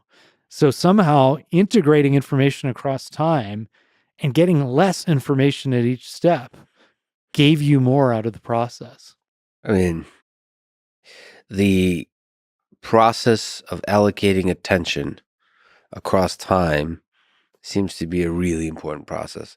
Even the breakthroughs that you get with machine learning mostly has to do attention is all you need. It's about attention. Transform is about attention. So attention is a really interesting one. Yeah. But then yeah, but how you allocate that attention again is at the core of what it means to be intelligent, what it means to process the world, integrate all the important things, discard all the unimportant things. Attention is at the core of it. It's probably at the core of memory too. Because there's so much sensory information. There's so much going on. There's so much going on to filter it down to almost nothing and just keep those parts. And to keep those parts, and then whenever there's an error, to adjust the model such that you can allocate attention even better to new things that would result, maybe maximize the chance of confirming the model or disconfirming the model that you have and adjusting it since then. Yeah, attention is a weird one. I was always fascinated. I mean, I got a chance to study peripheral vision for a bit and indirectly study attention through that. And it's just fascinating how good humans are at looking around and gathering information. Yeah. At the same time, people are terrible at detecting changes Mhm. that can happen Yes. in the environment if Yes. they're not attending in the right way, if their predictive model is too strong, Mhm. So you have these weird things where like the machines can do better than the people. It's not that it's like, so this is the thing is people go, oh, well, the machines can do this stuff that's just like humans. It's like, well, the machines make different kinds of mistakes than the people do. Mhm. And I will never be convinced unless that we've replicated human. I don't even like the term intelligence because I think it's a stupid concept, but it's like I don't think we've replicated human intelligence unless I know that the simulator is making exactly the same kinds of mistakes that people do, because people make characteristic mistakes. They have characteristic biases. They have characteristic heuristics that we use, and those have yet to see evidence that ChatGPT will do that. Since we're talking about attention, is there an interesting connection to you between ADHD and memory? Well, it's interesting for me because when I was a child, I was actually told my school, I don't know if it came from a school psychologist, they did do some testing on me, I know, for like IQ and stuff like that. Or if it just came from teachers who hated me, but they told my parents that I had ADHD.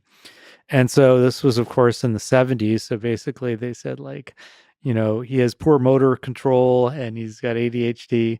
And so, there was social issues. So, like, I could have been put a year ahead in school, but then they said, oh, but he doesn't have the social, he doesn't have the social capabilities. Right. So I still ended up being like, an outcast even in my own grade. But then like, so then my parents said, okay, well, they got me on a diet free of artificial colors and flavors because that was the thing that people talked about back then. So I'm interested in this topic because I've come to appreciate now that I have many of the characteristics, if not, full blown. It's like I'm definitely time blindness, rejection sensitive, you name it. They talk about it. It's like impulsive behavior. I can tell you about all sorts of fights I've gotten into in the past. Just you name it. But yeah, so ADHD is fascinating though, because right now we're seeing like more and more diagnosis of it. And I don't know what to say about that. Mhm. I don't know how much of that is based on kind of inappropriate expectations, especially for children, Mhm. and how much of that is based on true kind of like maladaptive kinds of tendencies. But what we do know is that ADHD is associated with differences in prefrontal function, so that attention can be both you're more distractible, you have harder time focusing your attention on what's relevant. And so you shift too easily. But then once you get on something that you're interested in, you can get stuck. And so, the attention is this beautiful balance of being able to focus when you need to focus and shift when you need to shift. Mhm. And so it's that flexibility plus stability again. And that balance seems to be disrupted in ADHD. And so as a result, memory tends to be poor in ADHD. But it's not necessarily because there's a traditional memory problem, but it's more because of this attentional issue, right? And so, and people with ADHD often will have great memory for the things that they're interested in and just no memory for the things that they're not interested in. Is there advice from your own life on how to learn and succeed from that? From just how the characteristics of your own brain with ADHD and so on. How do you learn? How do you remember information? How do you flourish in this sort of education context? I'm still trying to figure out the flourishing per se, but education, I mean, being in science is enormously enabling of ADHD. It's like you're constantly looking for new things, you're Yeah. constantly seeking that dopamine hit, and that's great, and they tolerate your being late for things. Mhm. Nobody's going to die if you screw up. It's just nice. It's not like being a doctor or Mhm. something where you have to be like much more responsible and focused. You can just freely follow your curiosity, which is just great. Um, but what I'd say is that like I'm learning now about so many things, like about how to structure my activities more and basically say, okay, if I'm going to be email is like the big one that kills me right Mhm. now. I'm just constantly like shifting between email and my activities. And what happens is that I don't actually get the email. I just look at my email and I get stressed because I'm Mhm. like, oh, I have to think about this. Let me get back to it. And I go back to something else. And so I've just got fragmentary memories of everything. Right. So what I'm trying to do is set aside a timer like this is my email time. This is my, writing time. This is my goofing off time. And so blocking these things off, you give yourself the goofing off time. Sometimes I do that. Sometimes I have to be flexible, go like, okay, I'm definitely not focusing. I'm going to give myself the downtime, and it's an investment. It's not like wasting time. It's an investment in my attention later on. Mhm. And I'm very much with Cal Newport on this. He wrote Deep Work and a lot of other amazing books. He talks about task switching as a sort of the thing that really destroys productivity. So like, switching. Well, it doesn't even matter from what to what, but checking social media, checking email, maybe switching to a phone call, and then doing work, and then even switching between, if you're reading a paper, switching from paper to paper to paper. Yeah. Because curiosity and whatever the dopamine hit from the attention switch, like limiting that, because otherwise your brain is just not capable to really like load it in, really do that deep deliberation. I think that's required to remember things and to really think through things. Yeah, I mean, you probably see this, I imagine, in AI conferences, but definitely in neuroscience conferences. It's now the norm that people have their laptops out during talks.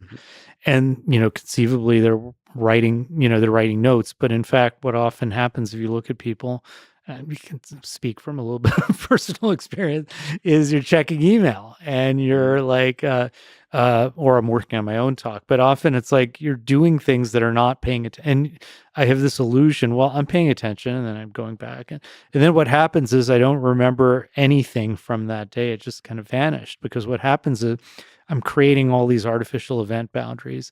I'm losing all this executive function.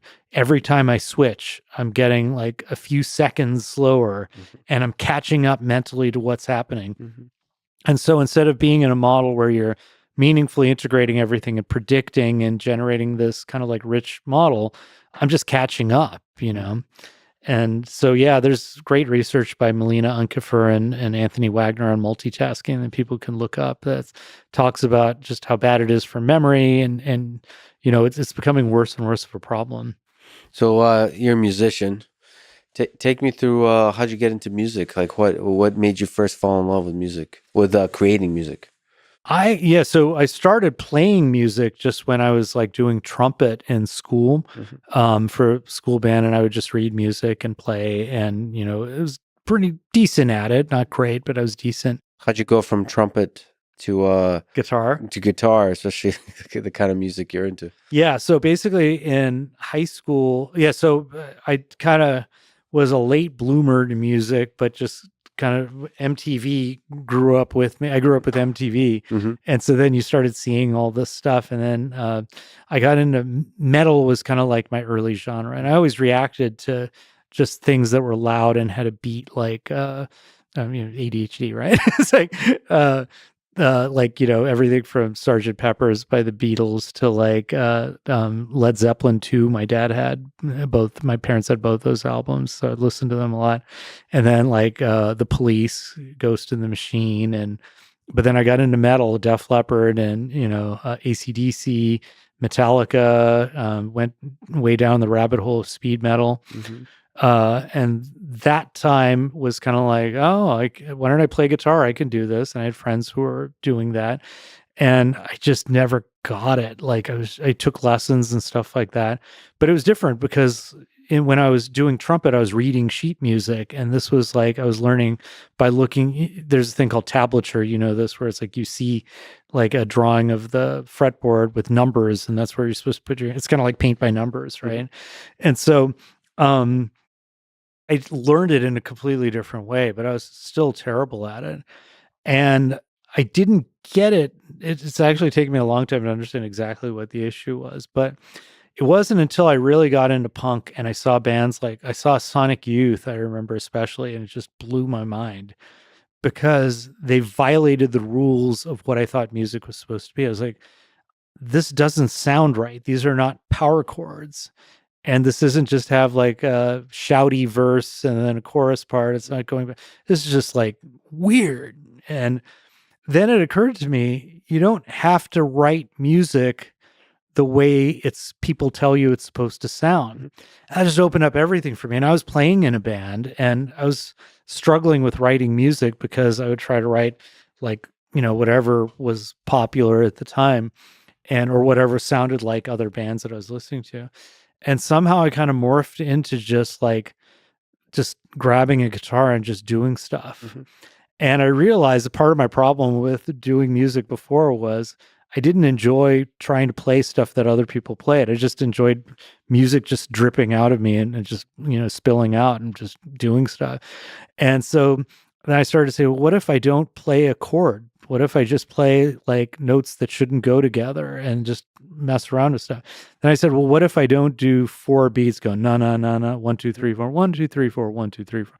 What if I go 1 2 3 4 5 1 2 3 4 5? And started messing around with time signatures. Then I was playing in this band with a great musician who was really Brent Ritzel, who was in this band with me, and he taught me about arranging songs. And it was like, what if we take this part and instead of make it go like back and forth, we make it like a circle? Or what if we make it like a straight line, or a zigzag, just make it like non-linear in these interesting ways. And then next thing you know, it's like the whole world sort of opens up as like and then what I started to realize, especially, so you could appreciate this as a musician, I think. So time signatures, right? So we are so brainwashed to think in 4/4, right? Every rock song you can think of almost is in 4/4. I know you're a Floyd fan. Mm-hmm. So think of Money by Pink Floyd, right? Yeah. Bum, bum, bum, bum, bum, bum, bum. Yeah. You feel like it's in 4/4 because it resolves itself, but it resolves on the last note of basically it resolves on the first note of the next measure. Mm-hmm. So it's got 7 beats instead of 8 where the riff is actually happening. Interesting. But you're thinking in 4 because that's how we're used to thinking. So the music flows a little bit faster than it's supposed to. And you're getting a little bit of prediction error every time this is happening. And once I got used to that, I was like, I hate writing in 4/4 because I was like, everything just feels better if I do it in 7/4, if I alternate between 4 and 3 and doing all this stuff. And then it's like, jazz music is like that, they just do so much interesting stuff with this. And so playing with those time signatures allows you to like really break it all open and just, I guess there's something about that where it allows you to actually have fun. Yeah. And it's like, so I'm actually like a very, one of the genres we used to play in was math rock, is what they called it. It was just like, there's so many weird time signatures. What is math? Oh, interesting. Yeah. So that's the math part of rock is what the mathematical disturbances of it, or what? Yeah, I guess it would be like, so you might go like, instead of playing 4 beats in every measure, no, you go, no, and That's just do these things. And then you might arrange it in weird ways so that there might be 3 measures of verse and then 1, and then 5 measures of chorus and then 2 measures. So you could just mess around with everything, right? What does that feel like to listen to? Like, there's something about symmetry or like patterns that feel good and like relaxing for us or whatever. It feels like home, and disturbing that can be quite disturbing. Yeah. So is that the feeling you would have if you keep messing? You math rock? I mean, that's stressing me out just listening.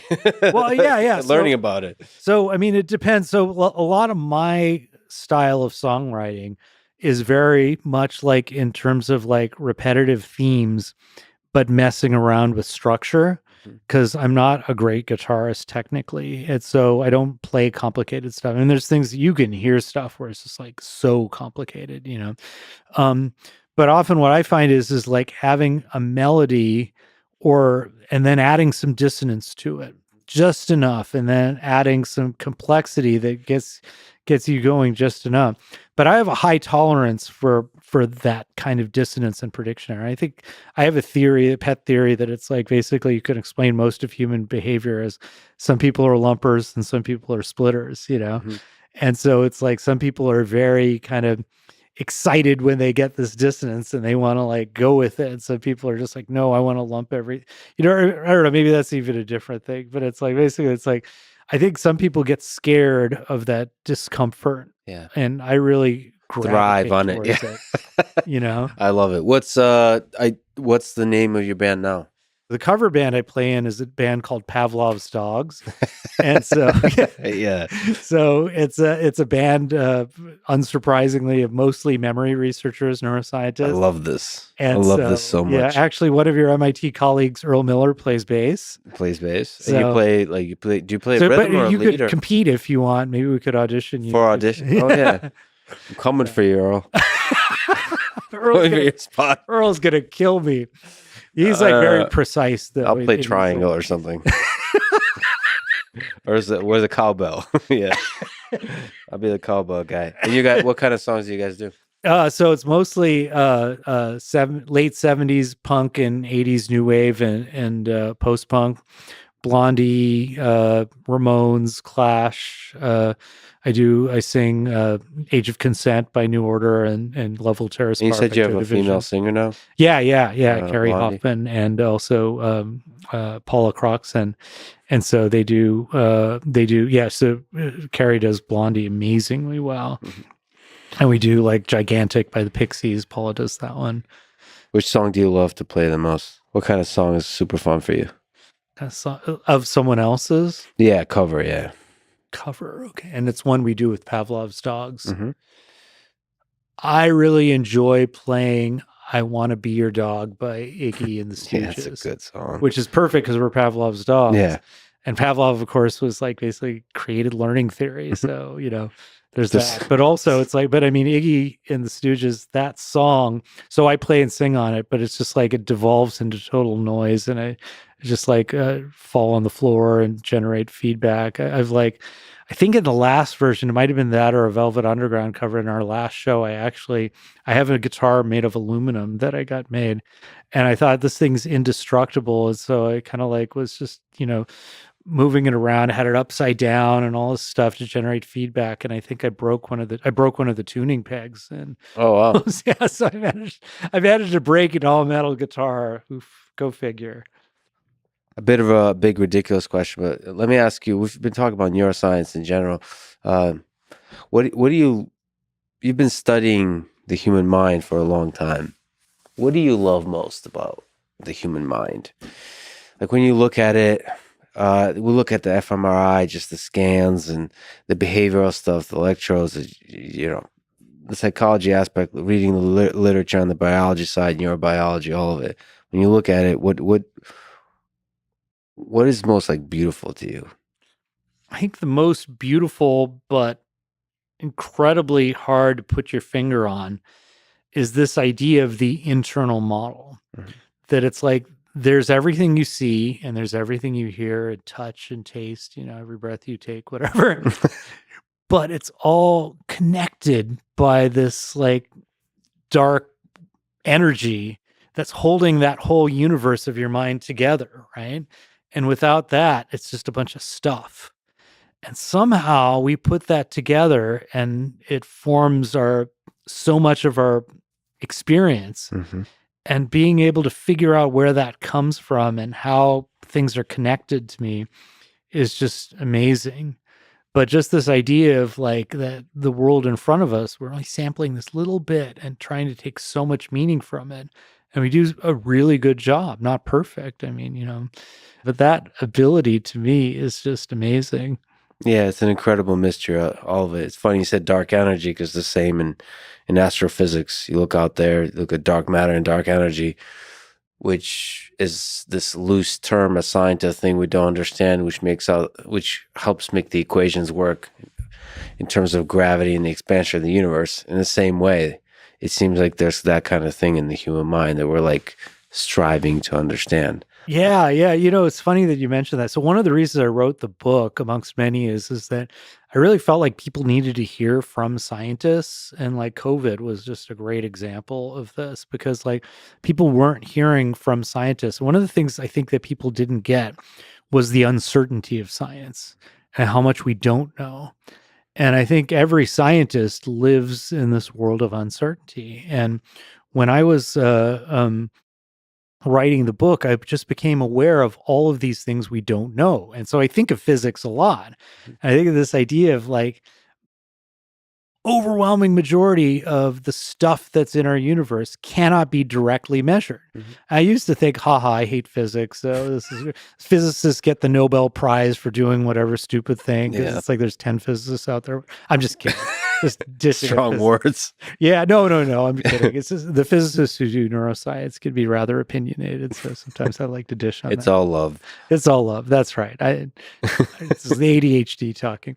So, but at some point I had this aha moment where I was like, to be aware of that much that we don't know and have a beat on it and be able to go towards it, that's one of the biggest scientific successes that I could think of. You are aware that you don't know about this gigantic section, overwhelming majority of the universe, right? And I think the more, what keeps me going to some extent is realizing changing the scope of the problem and figuring out, oh my God, there's all these things we don't know. And I thought I knew this because science is all about assumptions, right? So have you ever read The Structure of Scientific Revolutions by Thomas Kuhn? Yes. That's like my only philosophy really that I've read. But it's so brilliant in the way that they frame this idea of, like, he frames this idea of assumptions being core to the scientific process. And the paradigm shift comes from changing those assumptions. Mhm. And this idea of like finding out this kind of whole zone of what you don't know, to me, is the exciting part, you know? Well, you are a great scientist and you wrote an incredible book. So thank you for doing that. And thank you for talking today. You've decreased the amount of uncertainty I have just a tiny little bit today and revealed the beauty of memory. This is a fascinating conversation. Thank you for talking today. Oh, thank you. It's been blast.